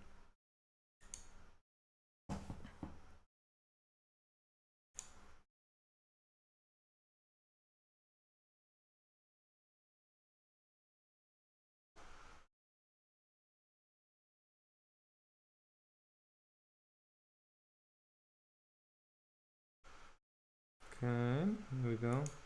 What if I like... Hold on, I just want to give it one final thing that I'm trying.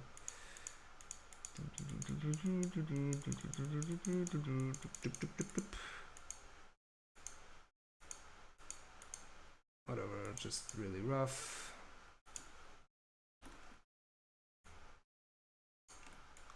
What if like there's one frame where it's just really close, zoom in on that face?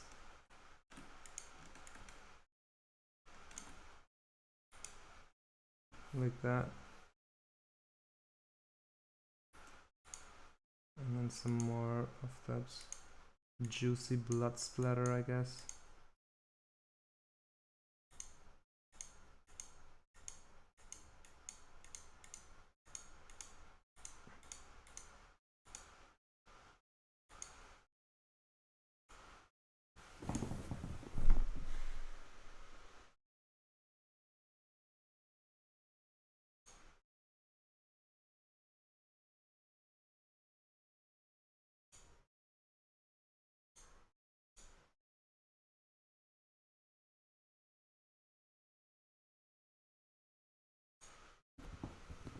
Okay. Yeah, let's save that too. I have kind of like a super shock version. I don't know. It's probably just gonna be a kind of small painting, but I feel like this adds to it. It's like Edvard Munch's The Scream. Okay. I wanted to show you our Discord voting channel for the names. I'm gonna do that. Vote for a title. Let's see, what do we have here? Jonas' original idea was "This house is definitely not haunted." Kind of like, that's because that's what you're trying to convince the NPCs of. Then "Totally Normal Manor."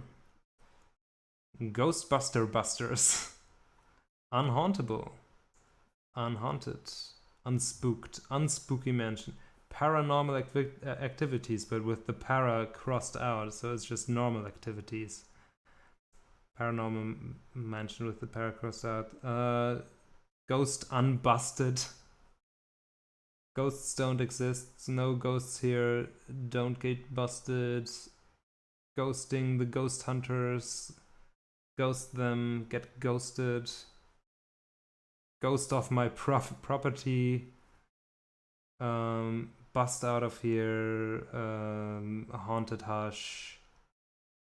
Ethereal evasion. If you have a really cool title idea for this game, let me know and I can put it in this here. Also, if you have any favorites, then feel free to write that in chat. Okay, now I had all the paintings ready. Let's share that in visual files sharing.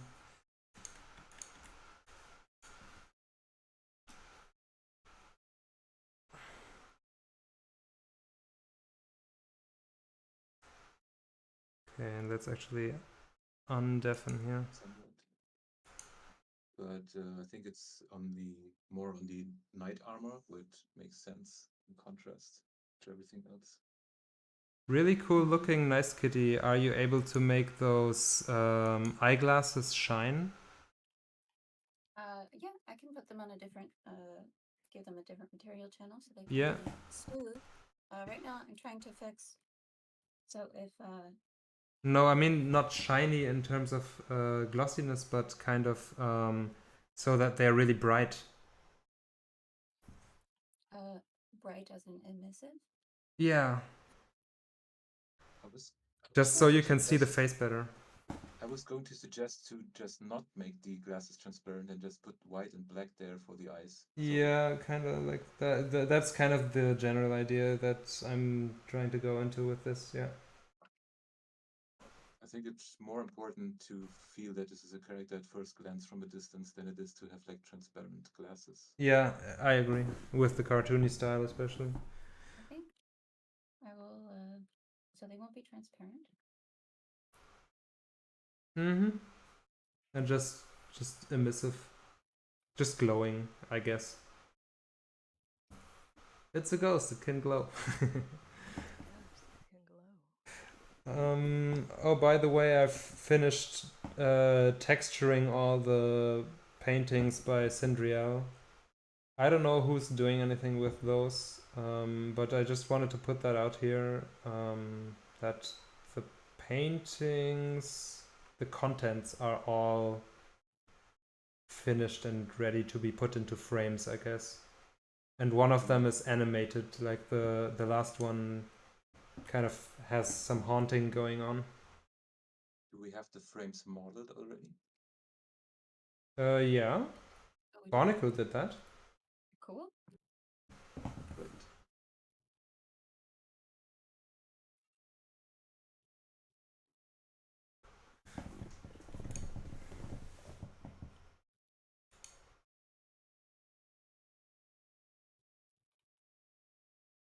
I'm just making a really quick and dirty wood texture right here. It at least looks like something.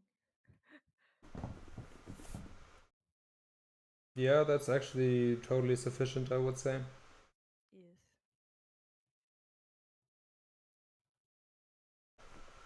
It's simple enough, so it should fit. At least by my logic.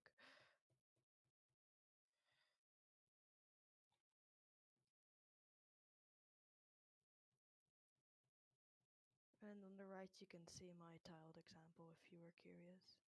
Mm-hmm. It's easier to keep it like track of that kind of stuff that way. Yeah, that's cool. Ah, Clip Studio Paint has a feature like that. That's nice. Not really. I'm working around it actually. Oh, you are. You set this up Yeah, yourself? so every time I save, it'll update the canvas on the right. I see. That's how you get to like see if everything goes right. In this case, not with this tile, but it'll fall in place eventually. Yeah, I mean, I think it's coming along pretty It's nicely. easier in Photoshop, that's all I can say. But I do not have access to that at the moment. You think it's easier in Photoshop? Because I feel like in Photoshop it's really lacking that feature. Well, it has a way to make stuff tile. I do know that much. There's this offset filter that you can use. Yes, that. But you cannot actually view it in a tiled view like Krita has. Yeah, Krita's amazing for that. Yeah, Krita is like awesome for that. You're right. Now I wish I had. Now I wish I was more experienced in Krita. Mm-hmm. I made candle. You made a candle, nice. Show. I show. Show us your candle or suffer. Oh, wrong button. Oh no. I made candle. Oh no, correct button not here. I need to activate virtual camera from OBS. Let's try.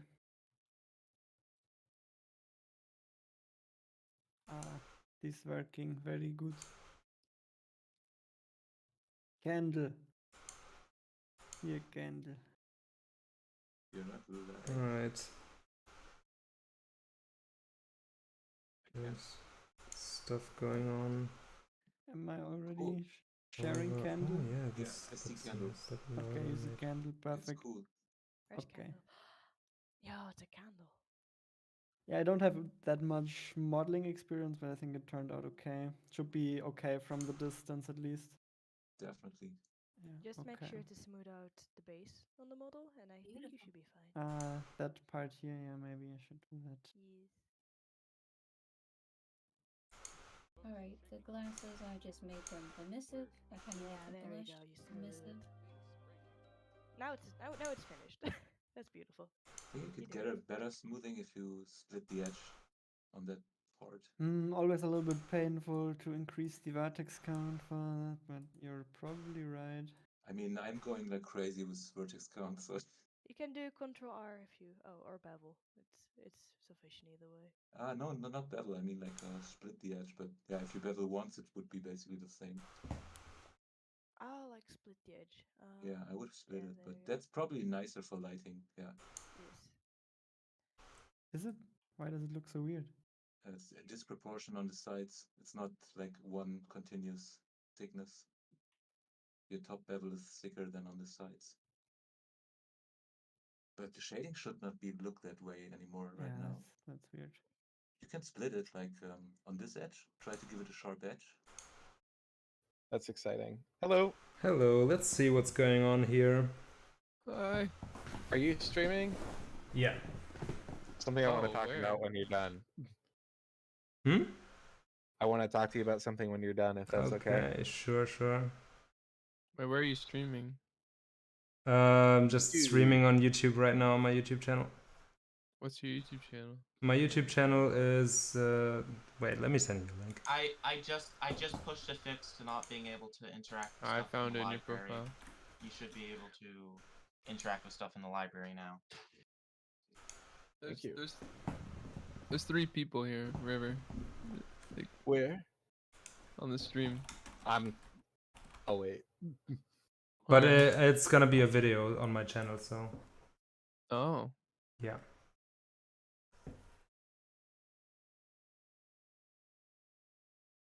Oh, resting disturbed as opposed to resting in peace. Ooh, I can put that in the title vote channel.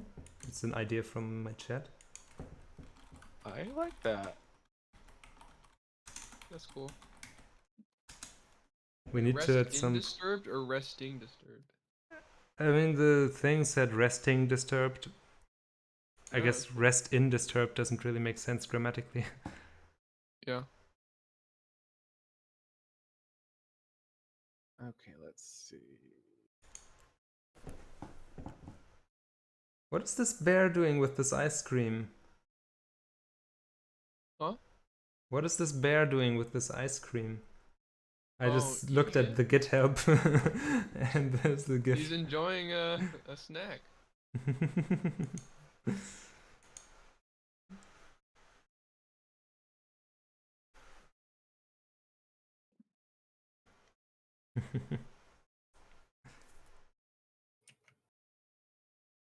So I want to test the game again because it's been a while since I've tried it. And maybe it magically is a game now. Let's see. I mean, it is. The gameplay is kind of there. Oh, really? Mostly. Because last time I checked it wasn't really, because the ghost hunters were doing nothing. Oh, they're moving around for me. Okay, that's nice. They don't get me, but they move around. They just don't get you. Nobody really gets you. Okay, well, assets database. Whoa. Okay, yeah. There we go. Alright.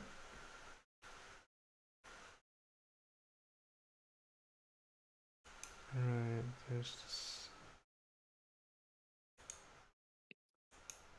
I'm just gonna unload everything. Load the main menu. And press play.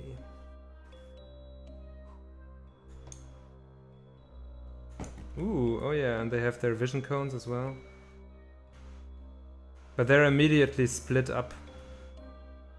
Yeah, Is that bad? Yeah. Yeah, that is bad. They're supposed to be Because, split up that's halfway. That's because of Jonas's placeholder code. Because AI hasn't fixed the wandering thing yet. Oh, that's still broken. Yeah. Oh yeah. Or at the very least, Jonas's placeholder code is still in place, so I assume it is. I mean, maybe AI's in fixing it in Team 1. You know what? I could ask real quick. He's also streaming, so you just. Yeah, I'll just ask. Hold on. Okay, all the player audio is in. I'll need to do all the levels after after I get everything in, but they're busy right now. I'll try in like a few minutes or so. Right now, Gabby is explaining the some script to AI relating to the hunters. So Do you have a material for the night, or is it untextured? The knight is textured. Do you know what the material is called? It should be the same material as other things, as the piano, for example. Haunted piano, I guess. Oh, that is a nice texture.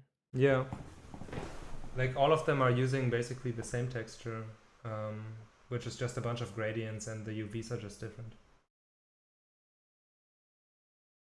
I'll just use the haunted or I'll use 3D gradient. Mm-hmm. This looks great.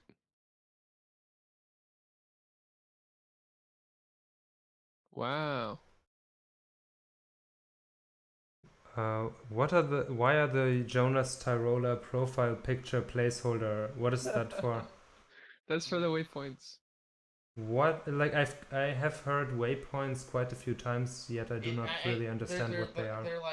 They're indicators or like stuff that's about to go down or stuff that has go down. I think People wanted to know when haunted items were gonna react while they were off screen. Ah.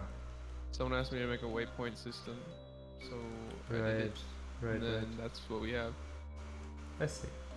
It's currently Jonas' face because Jonas' face is the best placeholder for everything. Yeah, I'm just using Jonas' face as a placeholder. It's a face holder. Faceholder. True. That's what I should have named the file. You should have. And then once Putty comes up with a design, I can add some more information to it, or Like what I have right now is that Jonas' face already like is also on a thing while it's on screen and not just off screen. Yeah, it is a little weird, and I might make it fade out the closer it is to the center of the screen because it's I think it should only be there when the item is not being rendered, right? Like when the object that it's on is not currently on screen.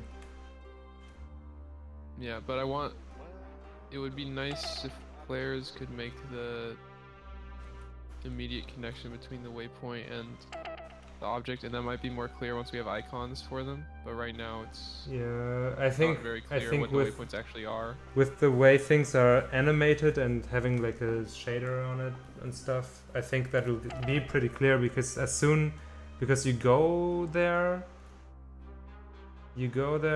and then it stops, the icon stops being there as soon as the thing is on screen and in exactly the same position. People are not that stupid, they will figure it out. Okay. So you want me to... I can do that right now, I can just make please. waypoints not appear. Yeah, that'd be nice.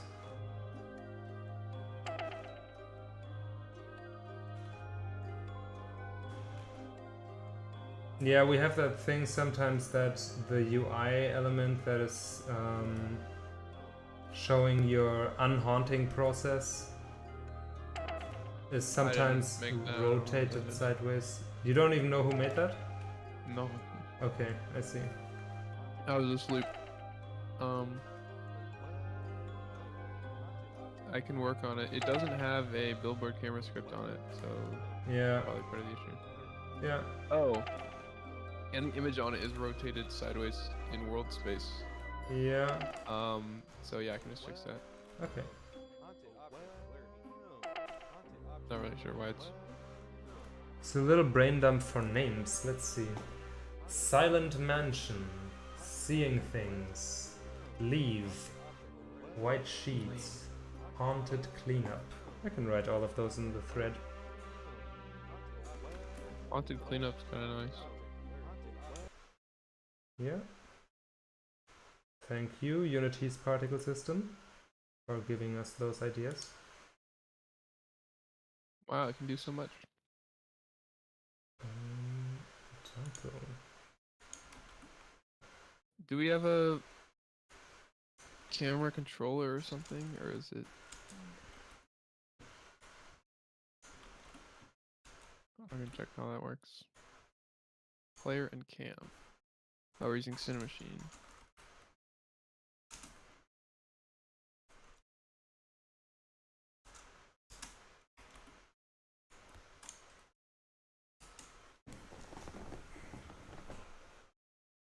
Yeah, we can use camera.main now. Finally. Let's see.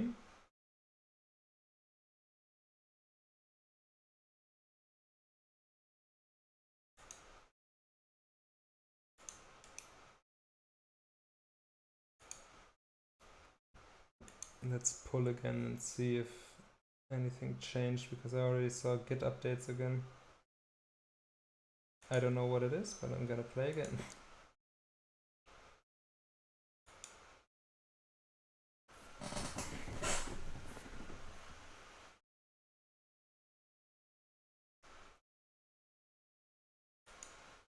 Just realized how many billboard cameras that is. Because Oh! every single item does it. Suddenly we have lighting. Oh, the scene looks so much more awesome now. What? I want to pull. Yeah, do it.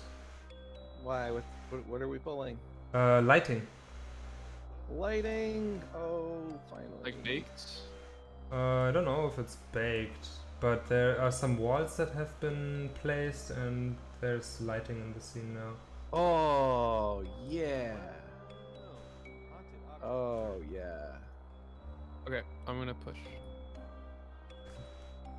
Like, I think the lighting is real time right now because my player is being lit in real time, and I don't think that it has like full on light probes and all that stuff yet. But maybe Lefty did that, I don't know. I'll have to look into it. Oh, that's right. They changed. It's not E anymore. It's left mouse click. Ah, that's nice. So it's more playable with the mouse now. Oh, Rug, I got one for you if you need something.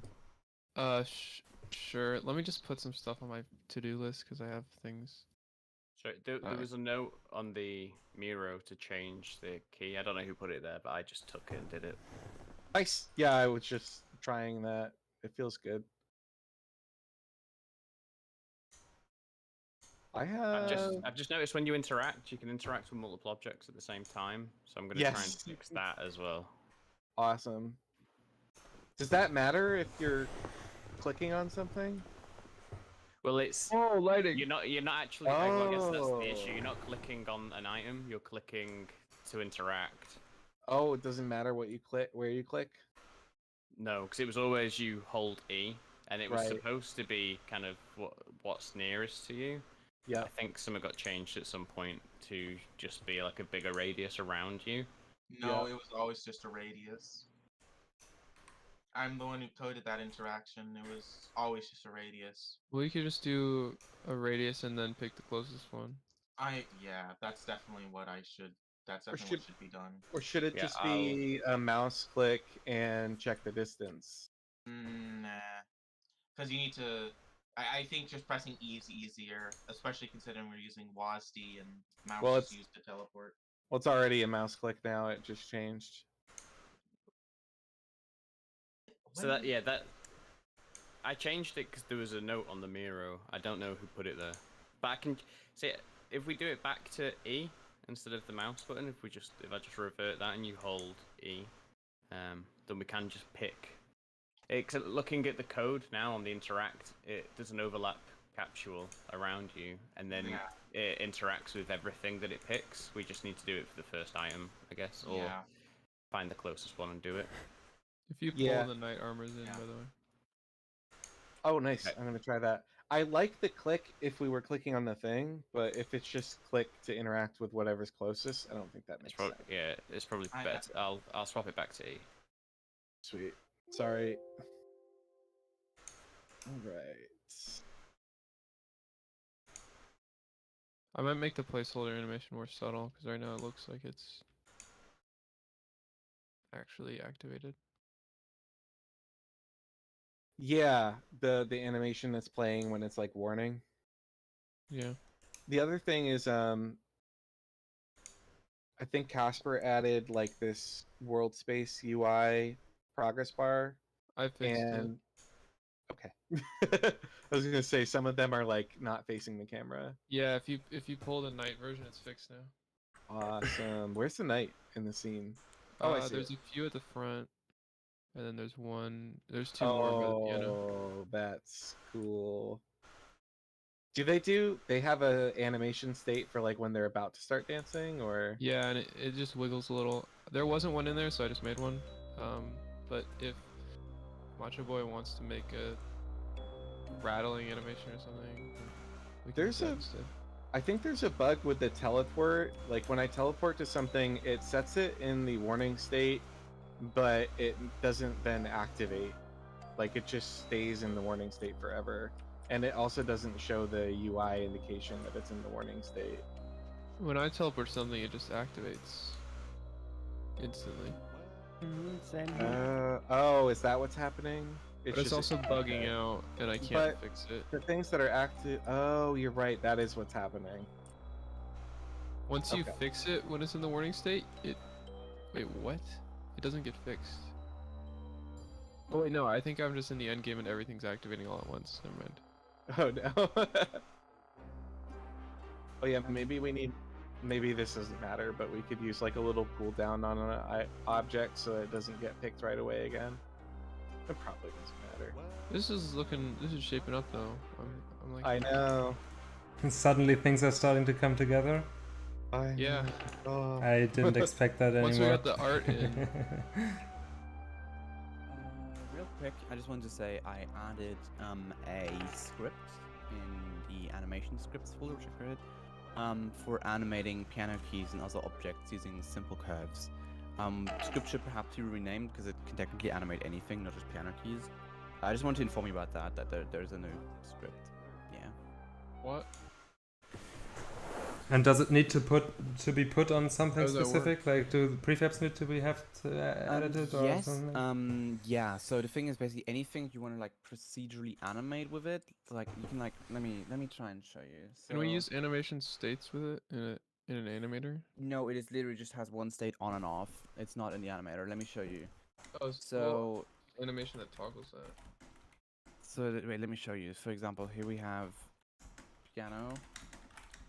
And so I can just go in and get all the keys and add the script I made here, the piano keys animation script. Then we can define a curve of motion, which can just be some random up and down, whatever. Oh, clever. Also, if you guys want to add like more functionality to onto the item class, please just extend it instead of adding new stuff to it, because I kind of want to keep that class clean. Right. Hey, Nolram, can you add a weight parameter to that I can animate in the animator? Right now I just have display, and I have for the position I have a direction. But you can always just change the extents if you wanted to, and again there's just a play on and off Yeah, thing.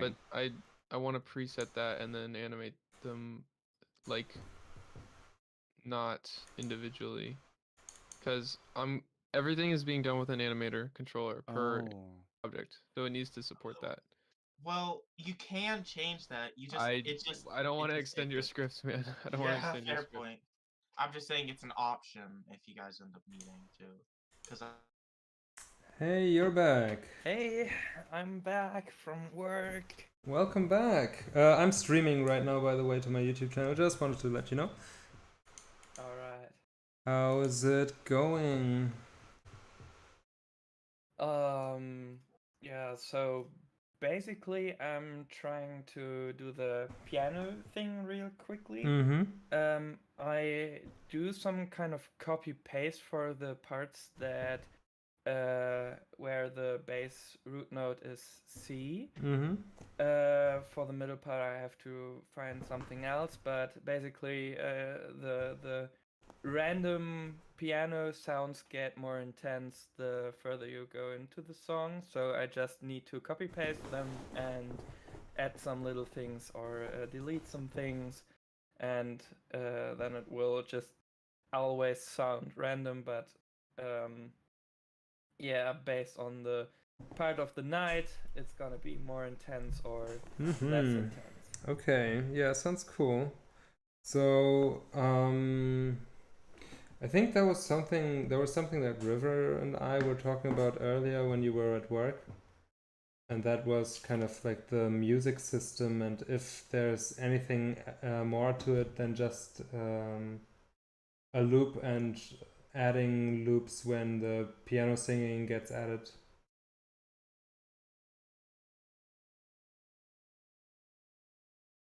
I don't understand. So right now the whole background music is just one song that can be looped, right?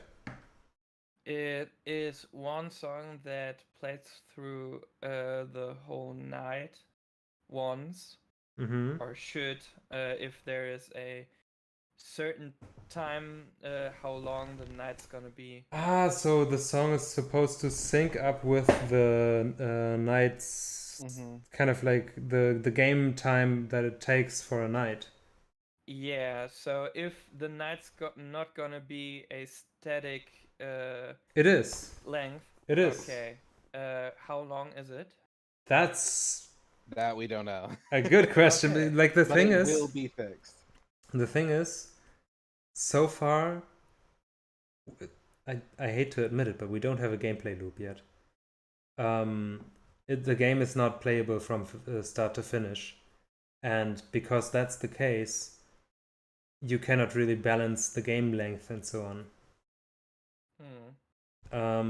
So it's kind of hard to tell at this point, but that's good to know. So basically, it's just supposed to start playing and like at the start of the night and end playing when the night is over, right? Yeah.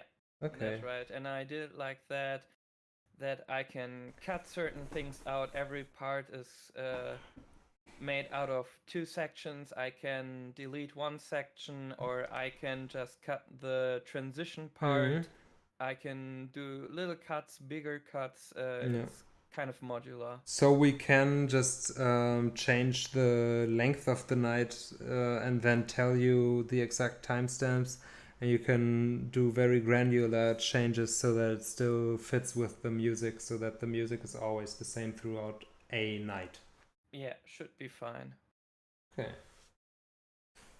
Well, some game design person needs to get on balancing once we have a gameplay loop from start to finish, but it's not the case yet. I would love to. Yeah, like we still the hunters are still not working, right? No. Yeah. Gabby It's been wanted like this to forever. leave like more than an hour ago, but she's still in the area. Okay.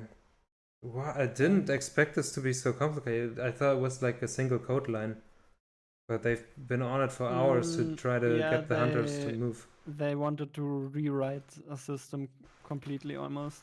Oh, damn. Okay.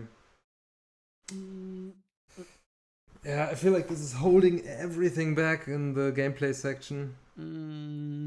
I was always suspicious about AI agents being easy to implement.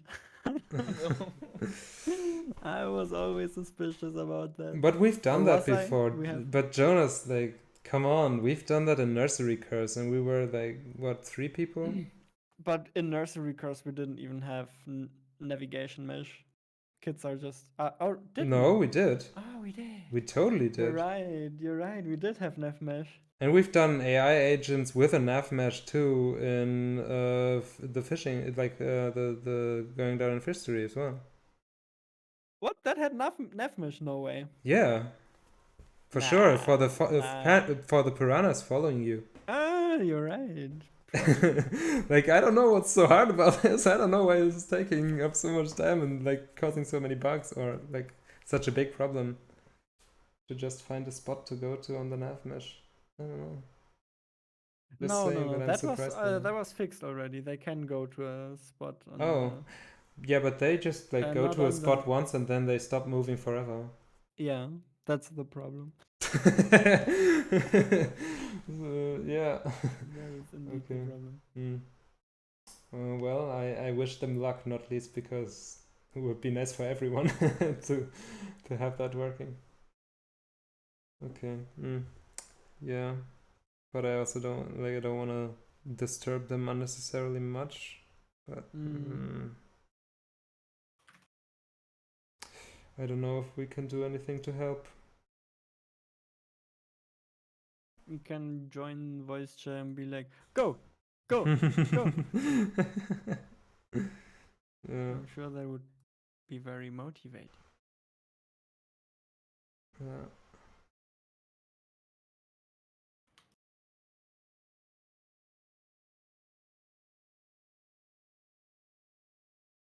For the pitch randomization in engine for sounds, we have the one-shotter which has pitch randomization capabilities, so that can be done.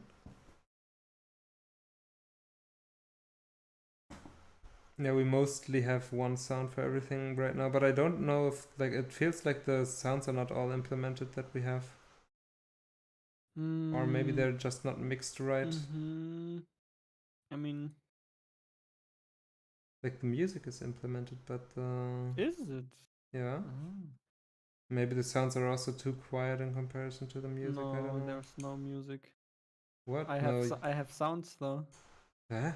Then maybe go into the game settings and change the sliders, because for me there's music when I start playing. You're playing from the menu probably. Yeah. I'm just playing from the scene. Okay. Yeah, when playing from the menu, then it works. And then the player movement sound also works a lot better in context.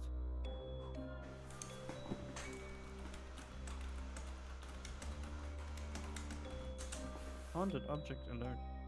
Yeah, exactly. I hear a lot of these placeholders too. But I think that's just because the haunted objects are the sounds that are getting added last, because we didn't know which ones would make it into the final game. So it was kind of hard to tell which ones should be made. While we knew that the player and the hunters, they should definitely have sounds because they will definitely be there. Haunted object alert.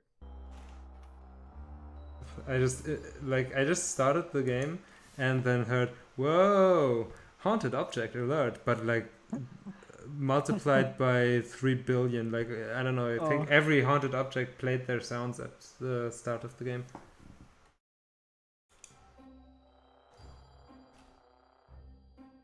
Oh, you can diffuse objects underneath you now.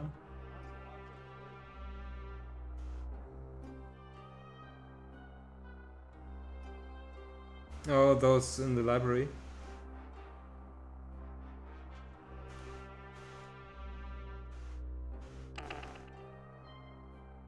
Yep. Nice.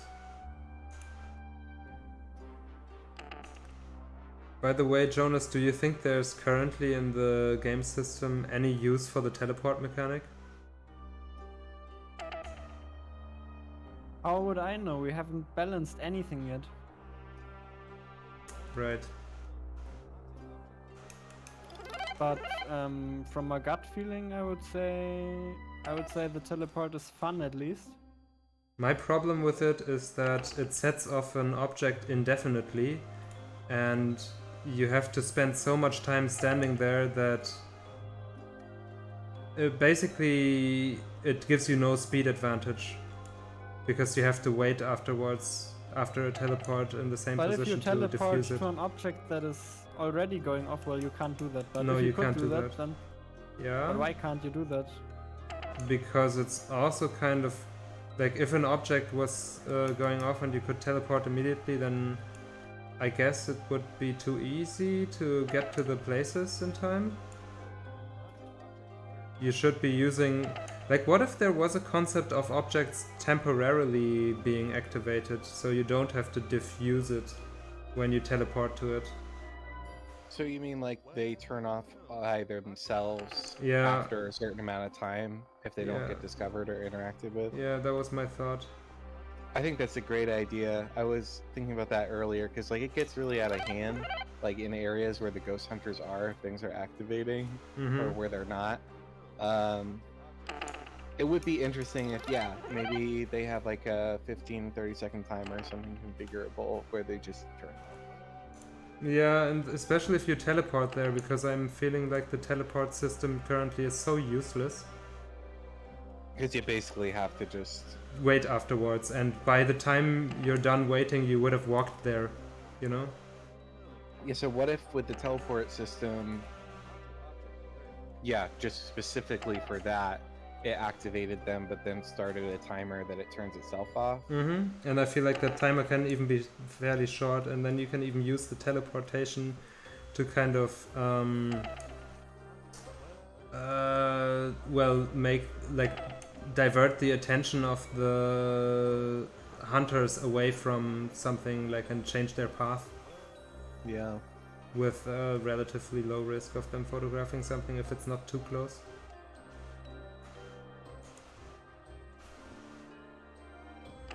Any thoughts on that, Jonas? So,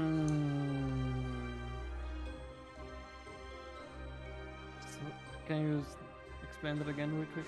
So if my teleportation, instead of what it's doing right now, deactivated, like if the objects were just temporarily on after I teleport to them. Ah, yeah. Would that...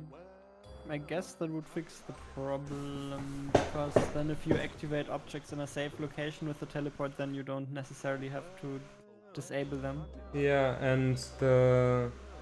What if it showed the timer fixing itself?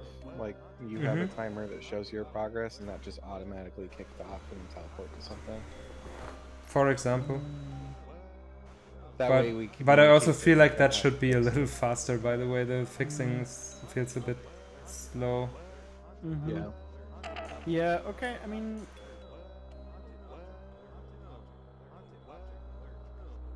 What would happen if we remove the teleport? I mean, the game system would still work for the most part. If You'd we just be take chasing it out. things constantly. Yeah, true. I mean, the fact that you can set off things yourself is kind of cool. I was one silly idea. I mean, I've heard this come up in conversations a bunch of times, and I kind of like the ideas that things just go off when you touch them, because that too would make movement a little more interesting when you have to maneuver around the house without touching any objects. I love that. Yeah, that's cool. And maybe those go off temporarily. But I think you could still have the teleport system as well. Yeah. But I'm definitely in favor of the idea, because right now you have no collision with walls, so the navigation is kind of always very linear. Yeah. Yeah, that's an interesting idea. And then introducing this like temporary thing, like the temporary haunted state. For some reason, I'm not a super big fan of the temporary haunted state, simply because that would mean we have an additional UI meter on all of the objects. Not a super big fan of that. Can we show that maybe, like, if it's short enough though, do we really need to show a UI meter on it? I mean, if it only... I know what you mean. So basically just goes off briefly. Yeah, it just goes off for 2 seconds. But then, I mean, it's impossible for the ghost hunters to take a picture of it. So the risk factor is not really a thing anymore. It's just a tool to move around and to make... And to divert their attention away. That makes it too easy. Then the trade-off is the other way around. Then, I mean, what we are trying, what we kind of want is, right, we want, in some situations, it should be better to move there without Mhm. teleporting, and in some situations it should be better to teleport there. Yeah. That's kind of the balance we're trying to achieve, because if one of the two is useless, then kinda lame. Yeah. So how do we ensure that balance? How do we ensure that balance? We remove the teleport. But it just removes like more the of the. teleport It just at- removes more of the depth of a game that already feels kind of lacking in depth. Yeah, true. I think that it's a good trade though if we add the don't bump into stuff, or maybe do intentionally. Mm-hmm. That would help. What if instead of only being able to teleport to objects that are not going off, we're doing it the other way around, and you can only teleport to objects that are going off, and that. But then you can instantly fix whatever is going off if your camera vision is large enough. You can always instantly go to your objective. Someone said in my chat, maybe make the teleported object half full when teleporting on it, making it useful for high distance travel. Oh yeah. You already have the players fixing the thing UI. Not necessarily for short distance. So it's already sort of like I wonder if maybe the UI for fixing an object can have two different looks to it, kind of, so we don't have to add an additional bar. So it's just kind of like there's another look to the UI where it's fixing itself, and you can still fix it yourself to fix it itself faster. You know what I mean? Oh yeah. And So it's it like just it's has like a fixing itself different and then color you to it can- or something like that, or has like an additional sparkle particle or something like that. I love so that. Basically, everything has kind of like a progress bar. Yeah, because they already do, right? Like if you've played the game, you'll know that they have this heart right now that fills up, which is a placeholder, but they Yeah, have this thing. that's for diffusing. Yeah. Yeah, and what if they diffuse itself? They could also have that heart showing up, but look a bit different. Like just we don't have a concept for the UI for that as well, which is probably something that we should figure out. But Would that really reliably solve that problem? So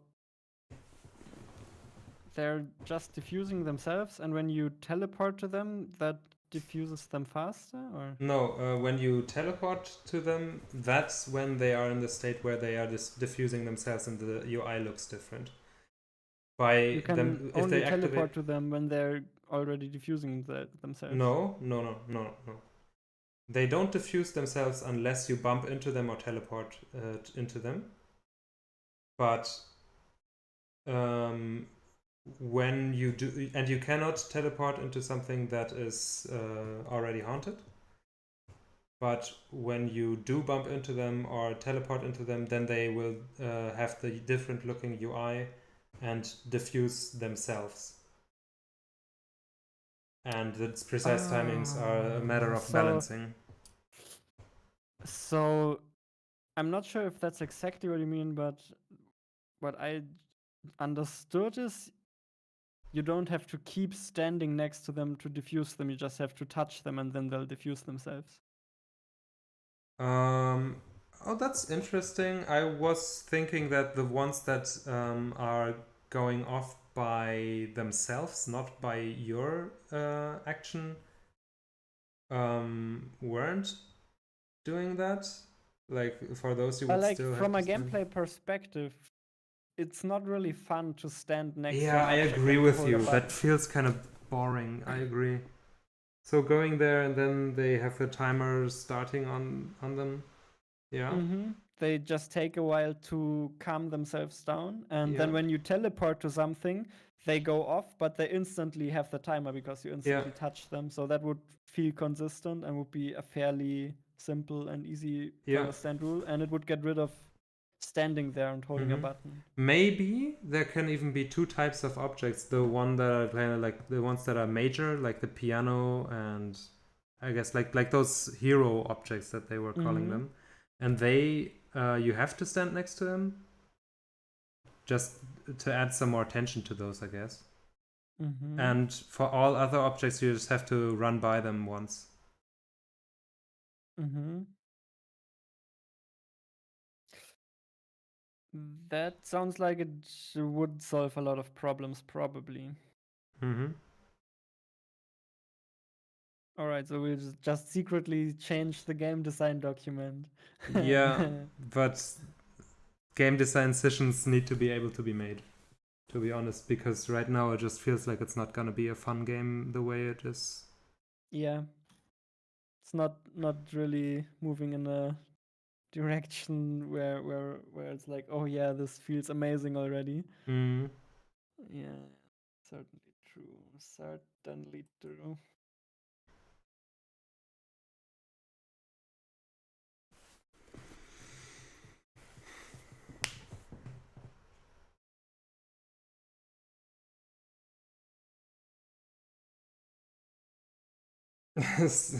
Someone in my chat said, how about you have to button mash to fix an object? No. That's not fun. And also, that's not accessibility friendly. But what if you have to shut your PC down and restart your computer in order to disable an object? Yeah. I could try it right now. Bye, everyone. Okay. No. And then just end my stream on YouTube.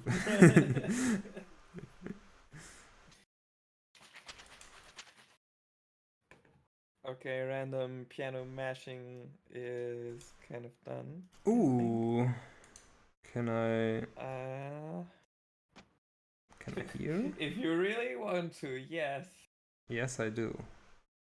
I want to Okay. show it to my viewership. Okay. This is the kind of music that Goodie composes, everyone. No! So, Don't like, say that. Like, he's got kind of a revolutionary style, and you'll hear it now. Oh.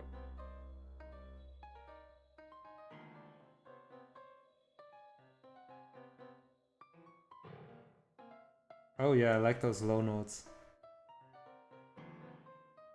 Have you seen the animation Nolram made for this? It needs to go. The animation is like all of the keys are moving, wobbling up and down. I feel like it needs to be even wilder than that to match the animation. Where is the animation? It was live streamed earlier. Okay. Oh. But it's basically all of the keys are moving up and down just randomly. It's the animation. I think that it doesn't need to be accurate to the animation Yeah, though. okay, that's fair. I feel like it sounds very nice. Yeah. Can at the you? beginning- Yeah. At the beginning, it's like still a little bit simpler, and at the end, it's just mayhem. I'm just wondering, there are a couple of gaps in there where there's a little break and no notes being played. I'm just wondering if that would feel a little weird if the piano is still wobbling and all buttons moving up and down while those breaks in the music happen. But maybe I don't know. I'm probably over Yeah, unfortunately, we're not matching up the sounds to the animations exactly because of the asynchronous way we have to work. Yeah, it's fine. And that's just generally true. It's also true for the night dancing sounds. They're also not matched up to the animation. And if it's not fine and I have some time left to do some more, Yeah. I can still rework this button mashing. We do have a gramophone, by the way, now. Ooh! So we So definitely I need can a work on sound it. for that. Yeah, I would do that right now. Actually, I Yeah. think there's nothing. Oh no, wait. One more thing. I do have to make an initial hit. Oh for the yeah. Piano. I mean, should But be very that's- easy. Like just one of those low notes, boom, is probably enough for that. Let's just add one. Maybe with some reverb on this, it would sound I can, more intense. yeah, I can add that. I have like a plugin that doesn't load, that crashes my FL Studio. Okay. Oh no. Oh, there we go.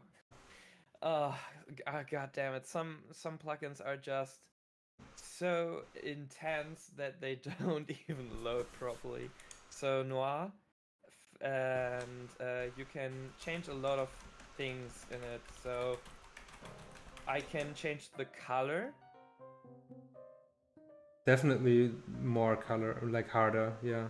Yeah, and I can change the tonal shift. So kind of also soft or hard. No, definitely this, yeah. Yeah. And also some dynamics and reverb. Oh, Jonas is gone.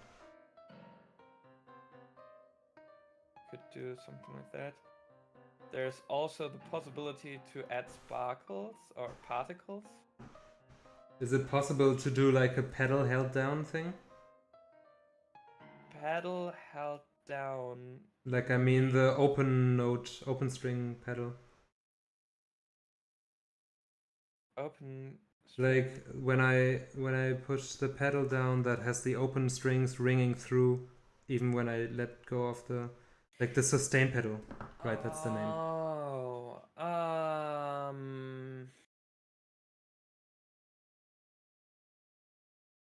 I don't know if you can do that here. You might be able to just extend all the notes.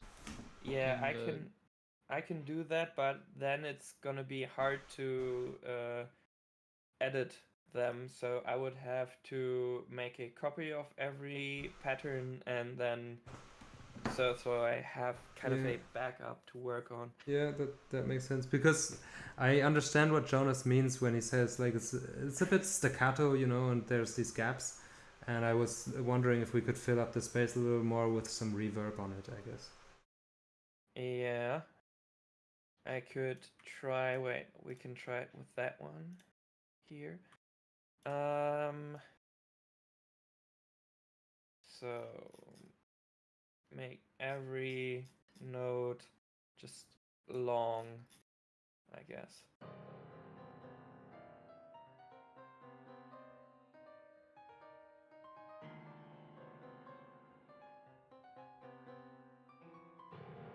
I think that's cool, man.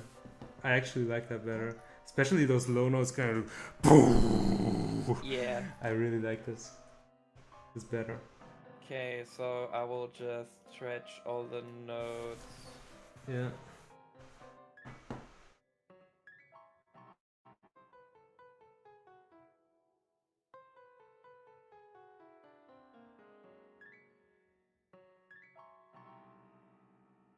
And then this one.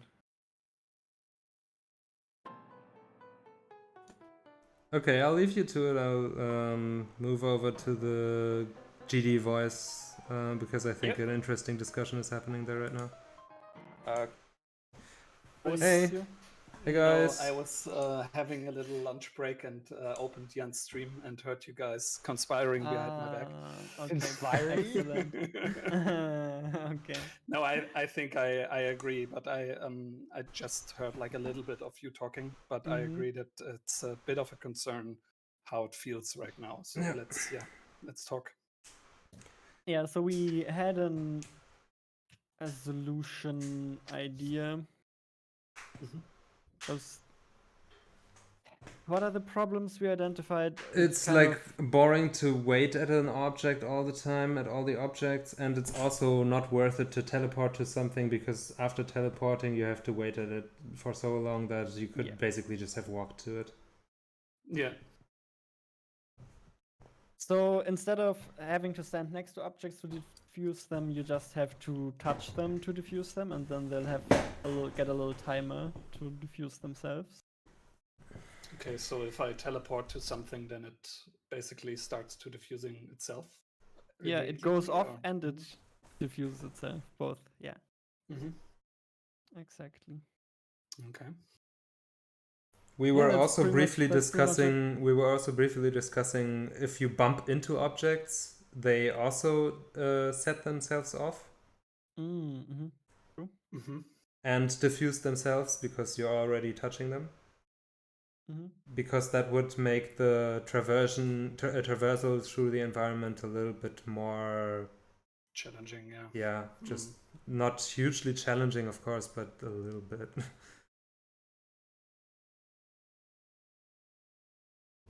Yeah, also thematically, I kind of feel that fits this ghost Because hunter yeah, theme quite you're well, a yeah. ghost and you're haunting the Yeah. objects accidentally. Yeah.